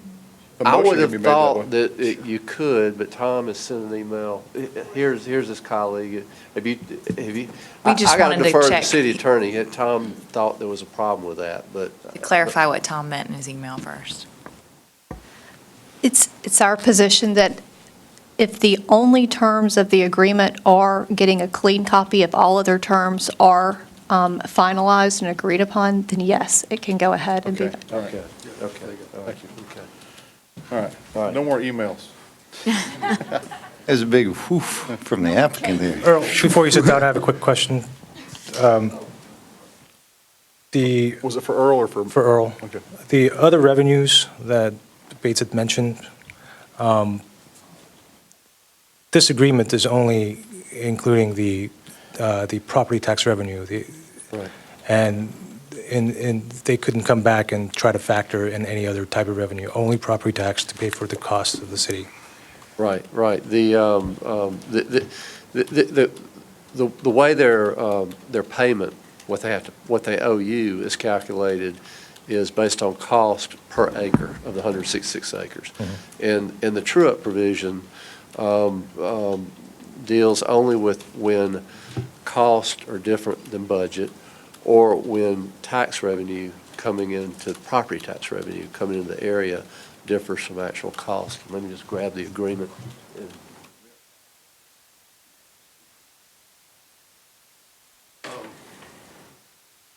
Definition of,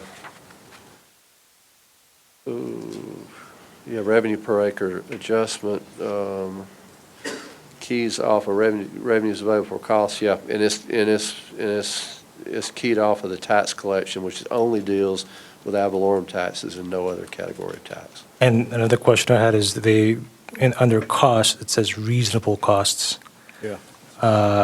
Yeah, that was a change that came today from one of the CHOA executives. Apparently, they're very sensitive to this issue because they have been burned by a big institution that will go unnamed in one of these cost-sharing agreements that they felt like loaded up a bunch of costs on them that were not appropriate. And so we spent a lot of time on this cost definition. Does it have to track the statutory language on what you can charge in a special tax district? I mean, is that what it said? I mean, isn't that? Well, the special tax district only refers to the cost of providing services or facilities in the area. Right. And so, this. So costs that didn't relate to those two items would be unreasonable. Right, so there was a change, and I don't have a problem with that, I know where he's coming from. I was trying to stay away from the word reasonable, because I knew they were of the view that the area is being over-policed, and I didn't want them coming back and saying, well, we're not going to pay for 5 policemen because we think that's not reasonable, it's too much. But I've covered the city by adding the sentence that has CHOA acknowledge the city's going to assign 5 police officers to the area. Okay. And they acknowledge, the standard I had originally was that Woody and I worked out was that the level of services they paid for wouldn't exceed the levels generally provided elsewhere in the city. And so I had an acknowledgement that 5 police officers, they agree, will not exceed the level, does not exceed the level of police services. It protects them from us saying we need 21 officers for the 166 acres, right? So he's added reasonable up top. I'm going to add the word reasonable down bottom, where they acknowledge not only that 5 police officers don't exceed the level of police services for the city, which they're not paying for, but they're also reasonable. Right. That was my change to his change. And you agree to that? Okay, thank you. So the other so if the tornado hit and destroyed all 5 cars, that would be reasonable for us to replace them and build them for it. Right.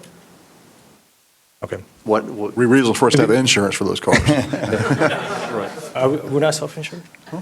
Oh, no. Sorry. Nope, not yet. Are you anticipating one change to this? That second insert of reasonable? So, yeah, you've got Woody's changes. The only change I'm going to make to his change is in the last sentence of the definition of cost. I'm going to have them acknowledge that the 5 police officers are serving the area are reasonable and will not exceed the level of services. That way, there's no question that they can ever challenge you on your 5 police officers. And I'm sorry to beat a dead horse, but just to repeat again, if the 7 years or 8 years expires, CHOA is no longer liable to pay the $70,000, or I think the blended rate is about $100,000 a year is their share of services. Then we could with no recourse increase the millage of the special tax district to cover the cost. As long as you have the cost. In perpetuity. Right. As long as you have the cost, and the cost or the cost of servicing that area as opposed to other areas of the city, and the millage relates to the cost of service in that area, then you can, you're in perpetuity. All right. Is there a motion? Yes.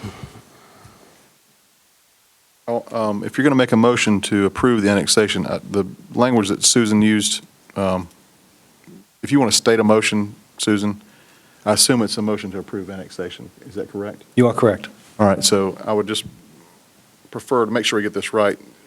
What numbers, what? Motion to approve ordinance 2014-1103 for annexation of Children's Healthcare of Atlanta, land lots 153 and 156 of the 18th District, DeKalb County. All right, so we're doing 1 and 2 together, right? And motion to approve the cost defrayment agreement between the City of Brookhaven and Children's Healthcare of Atlanta pursuant to the changes identified by and agreed upon by Earl Taylor and Woody Galloway. All right. That is my motion. I'll second it. The motion is stated by. I'd like to submit the motion stated by Assistant City Manager Susan Cannon. Second it? Hey, Joe, just to make sure the clarity for your motion, you're asking that for the record, that the motion is stated by Assistant City Manager Susan Cannon be your motion to approve the annexation, correct? That's correct. Okay. I thought And the agreement. And the agreement. And the agreement, as stated. Confirm my second. Thank you, Mr. Mayor. Any discussion? I just want to say I want to thank the applicants for their patience and their persistence. I hope you all still like us after all of this. As the mayor said, I think we felt a need to make sure that we had dotted all the i's and crossed all the t's and protected our citizens and really tried to look at all the long-term ramifications. I've actually had a hard time separating sort of the nuts and bolts and the numbers and the math from all of this from kind of my emotional desire to be, I think it's a very exciting thing that's going to happen for our city. I personally see it as a once-in-a-lifetime opportunity to annex these two great properties, and I hope that part of the reason you're coming to us is that you do want to be partners with us, and I hope that we will come through with the kind of vision and produce the kind of grand plans and master plans and carry forth your vision together. I think it's going to be a win-win for the city, a great win for our citizens, and I think you'll find a happy home here. I would just like to say, this has been a tremendous learning experience for all of us, and it went on for quite a bit of time, but we really wanted to vet this out because we wanted to make sure we really understood what was going on. We had two considerations. The primary was to the residents of Brookhaven from a costing standpoint, which I feel extremely satisfied. I believe we've really covered well. And the second is from a regional standpoint, understanding the TAD and all its implications. And I'm very well satisfied with our efforts on that part. We knew what we knew, and we knew what we didn't know, but what scared us was not knowing what we didn't know. And we really, I think, did an excellent job in working. We really want to thank we want to thank Choa for your patience and understanding. We know we give you a few more gray hairs there, David. But we felt it necessary to really go to this great length because this is an important decision. I think 15, 20 years from now, Brookhaven's going to look back on this, and it's going to be a tremendous asset to the city. It's going to have a lot of unforeseen positive benefits that we can't even begin to discuss. Yeah, I'd just like to add that I do want to thank the applicant for their patience in this consideration. I know the number of deferrals was frustrating, and getting this agreement, even as late as today, having to go through some of these changes. I commend our staff for doing a fantastic job of working out a very reasonable agreement that protects the city of Brookhaven, even though it does take a master's degree to figure out the math as part of the cost-sharing agreement. It keeps us legal. It protects the citizens of Brookhaven, and most of the discussion that we heard tonight was presenting the worst-case scenario. So what we have before us is, when you consider and factor in the business occupational tax revenues, the franchise fee revenues, we basically have a cost to frame it that is today almost at parity when you add those additional revenues that are going to be factored in. I think that the real reason that this is important for the city of Brookhaven is the future potential of these areas. We are, not only do we get some great business partners, but we also have some tremendous land potential in this area on the very first exit of 85 if you come off of the 400 South and get onto the new 85 connector. It's a great win for the city of Brookhaven, and I commend the staff and the attorneys who worked on this for helping protect our citizens and looking to do the right thing in this annexation. I have to say that from the beginning I was concerned, somewhat skeptical, and had a lot of questions. Among them, the enforceability of whether Cho would transfer title from a tax exempt to a taxable entity. I thought that led us to exposure, the possibility of exposure, the shortfall of the collected taxes as it relates to the cost of providing services. And I was very adamant that we protect the interests of the taxpayers of Brookhaven, and that we do not play the role of a real estate speculator. My preference would be to take more time and analyze it, but I believe that we have done our due diligence as far as answering as many of the questions as possible. And even though I do not believe that this is necessarily in keeping with the mission of Brookhaven, they did apply for annexation, and we do have to give a fair hearing and make a proper decision for not only for the citizens of Brookhaven, but also for those that are applying. One last factor for me was maintaining the integrity of the commercial districts and the residential areas that are around, so that we don't split them apart, so that we don't, for example, if there's a zoning request at Executive Park, someone close by should have a voice. With this annexation, I believe, and I've done a lot of looking into this, I believe that the neighboring areas, there is a contiguous area that they could apply to come into Brookhaven. I don't believe that there are any encumbrances that would pop up for that, and I would fully support maintaining that integrity of the commercial district and residential district as well. And the other concern that I had was the concept of Brookhaven being a good neighbor and possibly endangering the creation of a new city to our new neighbor. Considering the fact that they have to pay to come in, and that it would actually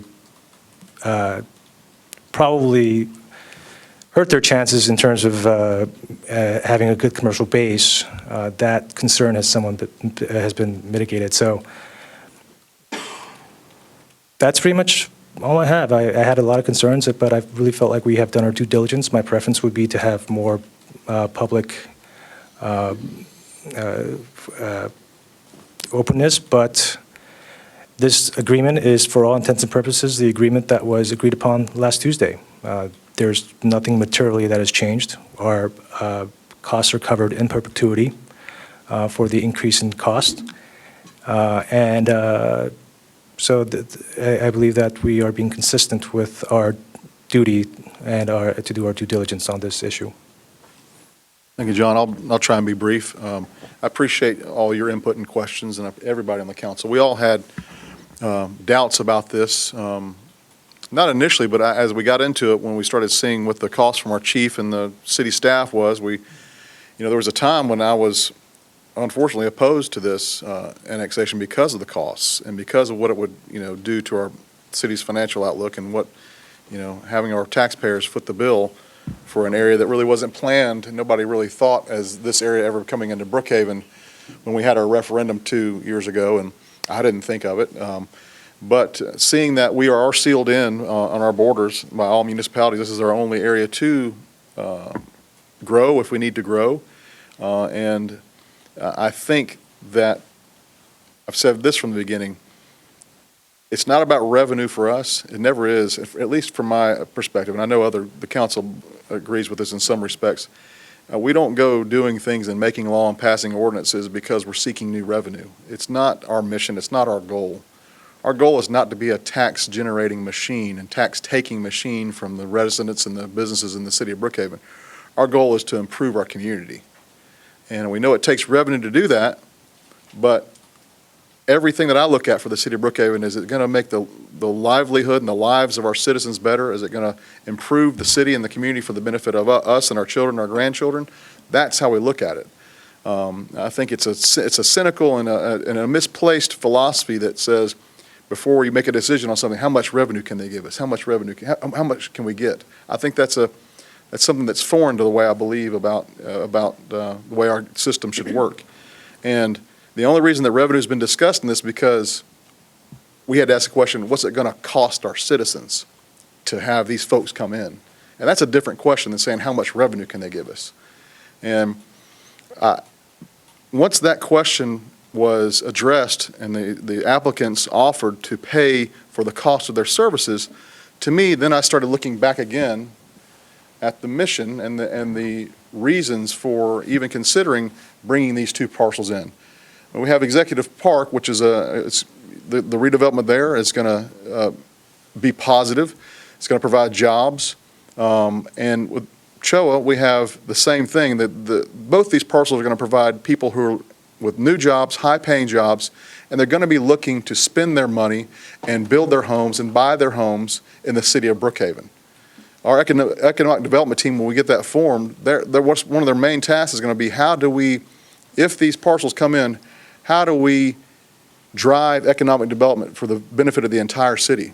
How do we get people to choose housing on Beaufort Highway so that we improve Beaufort Highway, that we improve the living conditions on Beaufort Highway? That's what our goal is. And that's why I believe it's good for Brookhaven, because we better Brookhaven by bettering Beaufort Highway.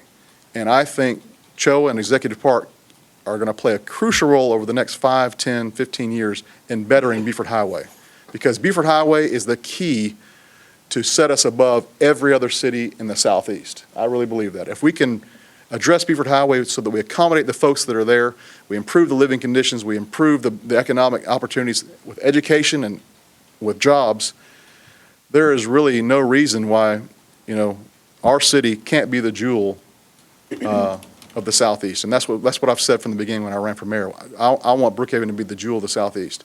And these two parcels help make that goal a reality. So, regardless of the mission of CHOA, which of course I've spoken about before, if a child has a broken arm, they can go there, and it's great health care for children, but it also for the children who are clinging to life and are scared of needles and need a place to go. I feel very good and very honored that we can play a role in helping expand that mission, that the city of Brookhaven can help provide care, hope for children. And that's what part of their reason for coming in is, because they're going to expand that mission. And I think we can help do that, and I'm proud of that. I'm proud that they've asked us to help them do that. So I just thank the applicants, but I'm not going to apologize for putting y'all through the ringer, because we have to do what we have to do for our citizens. But I want to tell you, if this vote goes your way, I'm very excited for what can come in the future. All right, we got a motion, we've had discussion. All in favor of the motion, signify so by saying aye. Aye. All opposed? All right. Congratulations. Congratulations. We got to go through 3, 4, 5, and 6. Thank you, Mayor. Item 3, 4, 5, and 6 relate to CHOA and related CHOA petition properties. Case Ordinance 2014-1110 for rezoning from RZ 1420 and SLUP 1403. There's been a change in that request from OI and to M, and to withdraw the SLUP without prejudice. Item 4, which is Ordinance 2014-1111 for rezoning 1421 for rezoning from C2 for retail use, and as further stated on the agenda. Item 5, Ordinance 2014-1112 for RZ 1422 for rezoning from M to maintain existing uses south of I-85, and as further stated on the agenda. And Item 6, Ordinance 2014-1113 for RZ 1423 for rezoning from C1 to maintain existing uses and conditions south of I-85, and as further stated on the agenda. Each one of these items would require separate action, and I believe Mr. Song needs to provide some clarification on 14-1110, which is RZ 1420, and relating to conditions, and also any of the conditions on the remaining 3 items. Mr. Song. Just to quickly go over each case, in particular RZ 1420 and SLUP 1403, as Susan mentioned, and as well as the attorney, the representative for CHOA had mentioned, the initial request was to rezone for O&I and SLUP, obviously in good faith, with discussions with the adjacent neighborhoods as well, and to sort of defer the discussion related to increase in density. Obviously, there'll be coming before the Planning Commission, City Council as part of the rezoning process. And as I believe we would know that they are going to seek in the future to probably increase the height associated with the area. So we'll definitely be reviewing this SLUP at a later time. But at this point, they are seeking to just rezone in its current zoning district, which is M for industrial. But with that said, in the ordinance, I wanted to quickly mention, and that's why we mentioned that an approval will be appropriate within that current zoning district of M to account for one specific condition, essentially is to reduce the incompatible, inconsistent uses that may be associated with the M zoning district, in particular, uses associated with sexually oriented businesses. So I just wanted to make that clear, that if you do approve it, please approve with the condition as identified in the ordinance. You don't necessarily have to read it out, but just acknowledge that there is that condition in place. And again, there are conditions in place with both RZ 1421, RZ 1422. Those as well are excluding incompatible uses. RZ 1423 is a mixture of excluding incompatible uses as well as existing zoning that we're transferring over from a previous rezoning case that took place in DeKalb County. Thank you. And again, the public hearings have been held on all of these. Is there a motion? I'll continue if you'd like. We have to do them each one at a time. You, on the first one, it'd be ordinance 2014-11-10 for RZ 14-20 and SLUP 14-03, Annex 14-01. Okay, with the caveat that our ordinance be put in place against this, which would incorporate the incompatible use of the land. And that is with the withdrawal of the SLUP without prejudice? Right, I was getting to that. And that was Just helping you out a No, little no, bit. that's great. I love the backup. And that's withdrawal of the zoning request, maintaining it at M without prejudice. The SLUP. And the SLUP. All right, are we good? I'll second. And with the condition recommended by the staff. And with the I thought I started with that, with the condition recommended by the staff. Thank you. second? I'll second. Any discussion? All in favor of the item, signify so by saying aye. Aye. All opposed? All right. The second one, which is number 4, ordinance number ORD 2014-11-11 for RZ 14-21, Annex 14-01. This is going to be, Susan, I thought you were going to help me out here. Rezone to C2, Okay. subject to the staff conditions. All right, rezone to C2, subject to staff recommendations Conditions. and conditions. All right, is there a second? Seconded. Any discussion? All in favor of the item, signify so by saying aye. Aye. Aye. All opposed? Number 5, ordinance 2014-11-12 for RZ 14-22, Annex 1401. This also will be C2, is that correct? Rezoning to M. I'm sorry. Rezoning to M with the conditions recommended by staff. Councilman Gabia, if I may. Yes. You repeated item number, item number 5, actually. Yeah, we're on 5. We're on 5. I take that back. That's okay. Did you state that it's to maintain existing uses? I said we're rezoning this to M M and with the staff. with the staff and incorporating the staff's recommendations And conditions. and conditions. Thank you. Seconded? All, in discussion? All in favor of the adoption of the motion, signify so by saying aye. Aye. All opposed? Number 6? Okay, on ordinance 2014-11-13 for RZ 1423, Annex 14-01, we are moving this to, Rezone to C1, all right, that's the existing, to maintain conditions and staff recommended conditions. to maintain conditions and staff recommendations. Is there a second? Second. Any discussion? All in favor of adopting the motion, signify so by saying aye. Aye. All opposed? All right. Now we can say welcome to Brookhaven. Welcome to Brookhaven. All right. Welcome. All right. Number 7, item number 7, we'll have, I guess, a short, you want to take a 2-minute recess? All right, we're going to be in recess for 2 minutes. Okay, on to the next portion of the agenda, item 7. Yeah, Susan needs 1 second here, please. Thank you. Ordinance 2014-1104, consideration and approval of ordinance annex 1402. Lots 153, 154, 155, 156 of the 18th District Executive Park, 18th District, DeKalb County. Is there a presentation from staff? Item 7 and 8 are together.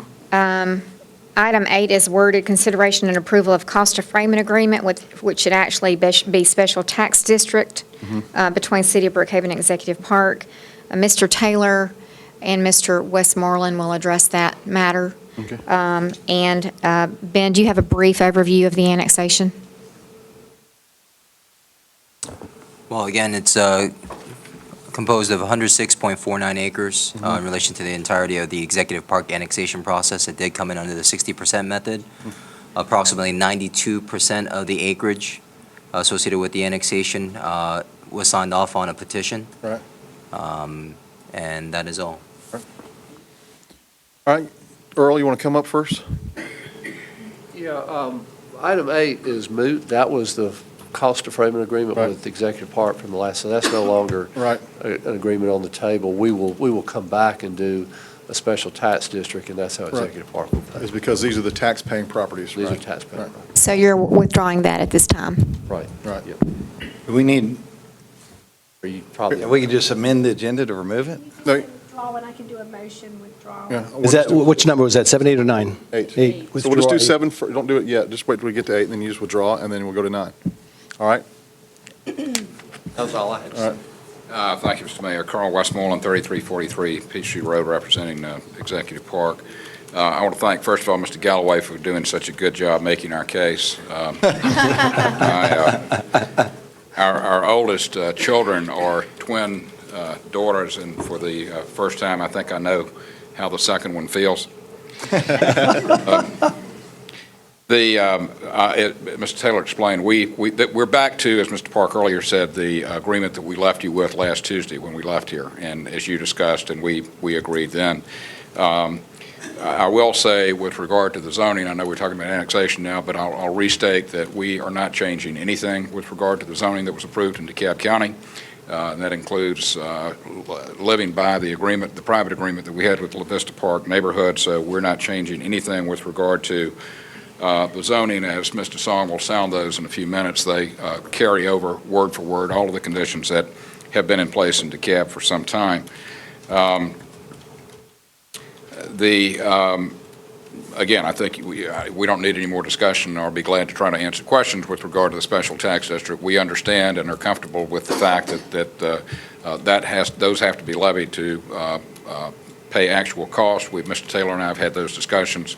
Executive Park and the other tax-paying parcels on their side, including apartments that are just about to go under construction, Regency Shopping Center that you know of, will all be subject to that district. So with that, again, we approach the city. We think the city is the right place for these developments to be.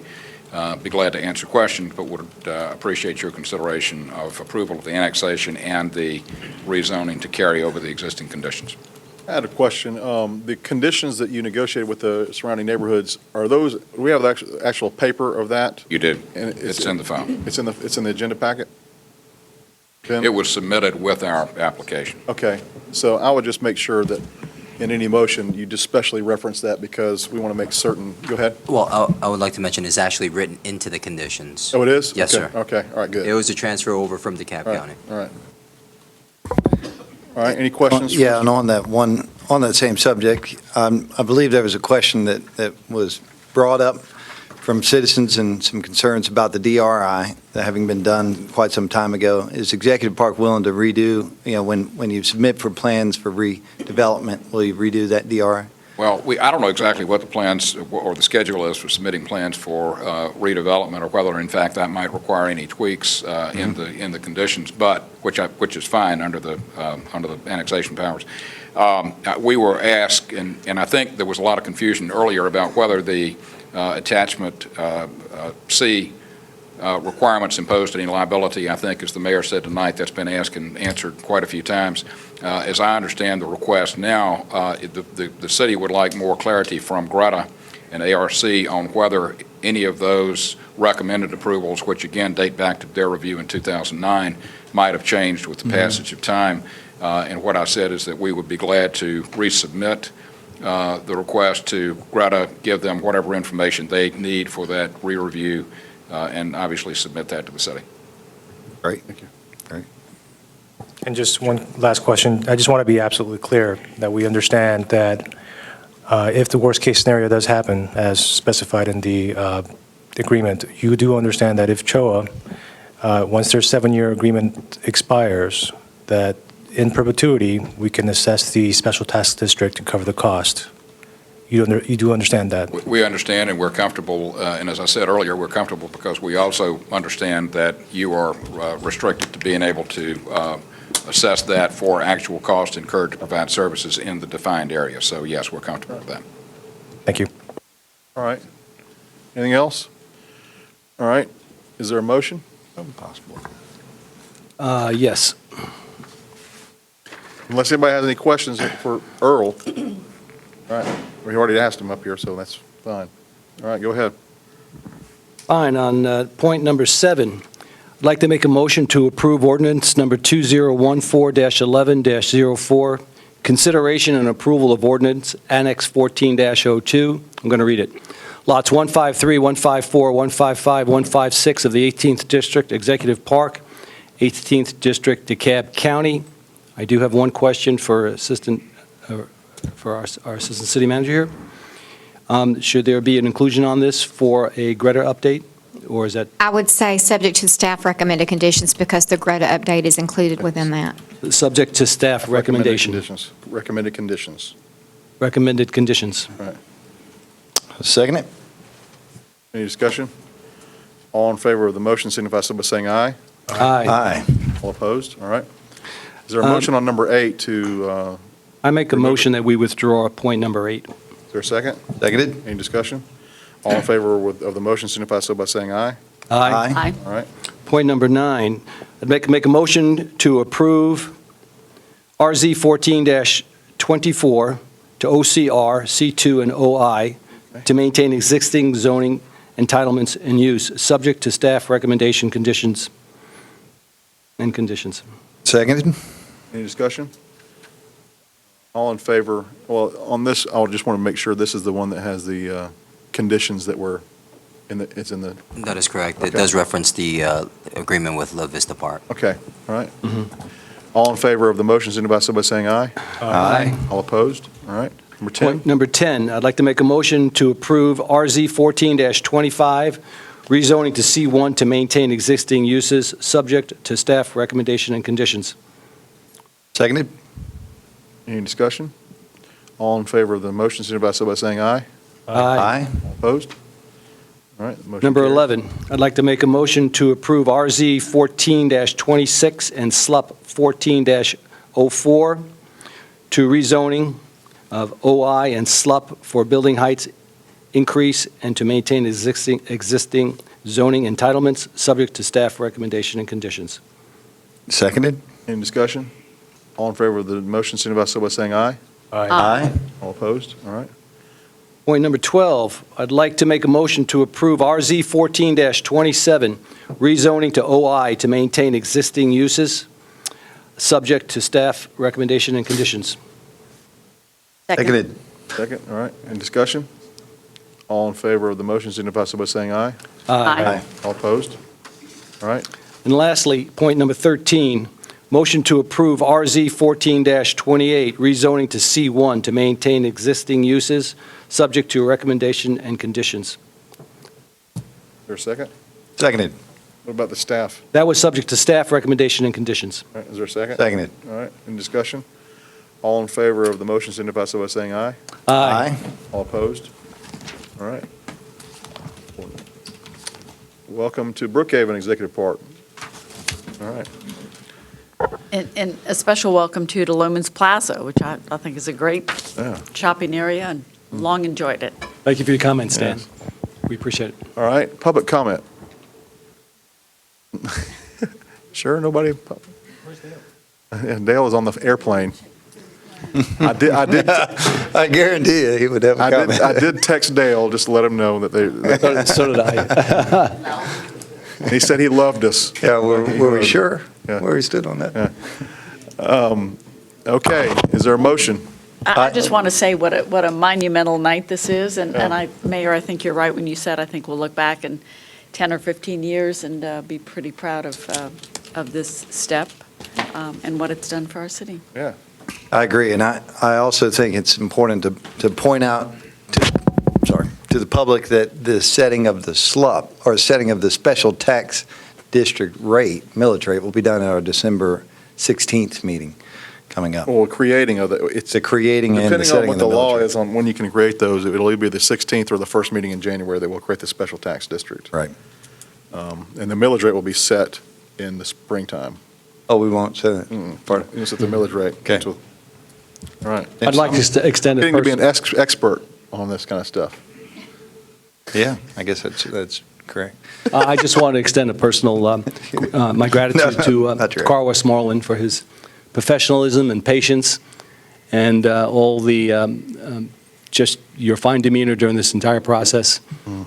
Woody, did I say that about you too? I meant to do that. I said nice things. It's the second child. I will tell you this. I'm a twin, so I can appreciate that. Trey might be able to account for this, but I know that on our city website, when we have people viewing our meetings, a lot of people do, you have a fair amount of people viewing our meetings on his website and on our city website, that when Woody Galloway comes up to speak, the female contingent on that watching list goes up. That's what I've been hearing. Okay, all right. Is there a motion? I move to adjourn. All right, is there a second? Second. Any discussion? All in favor of adjournment, signify so by saying aye. Aye. All opposed?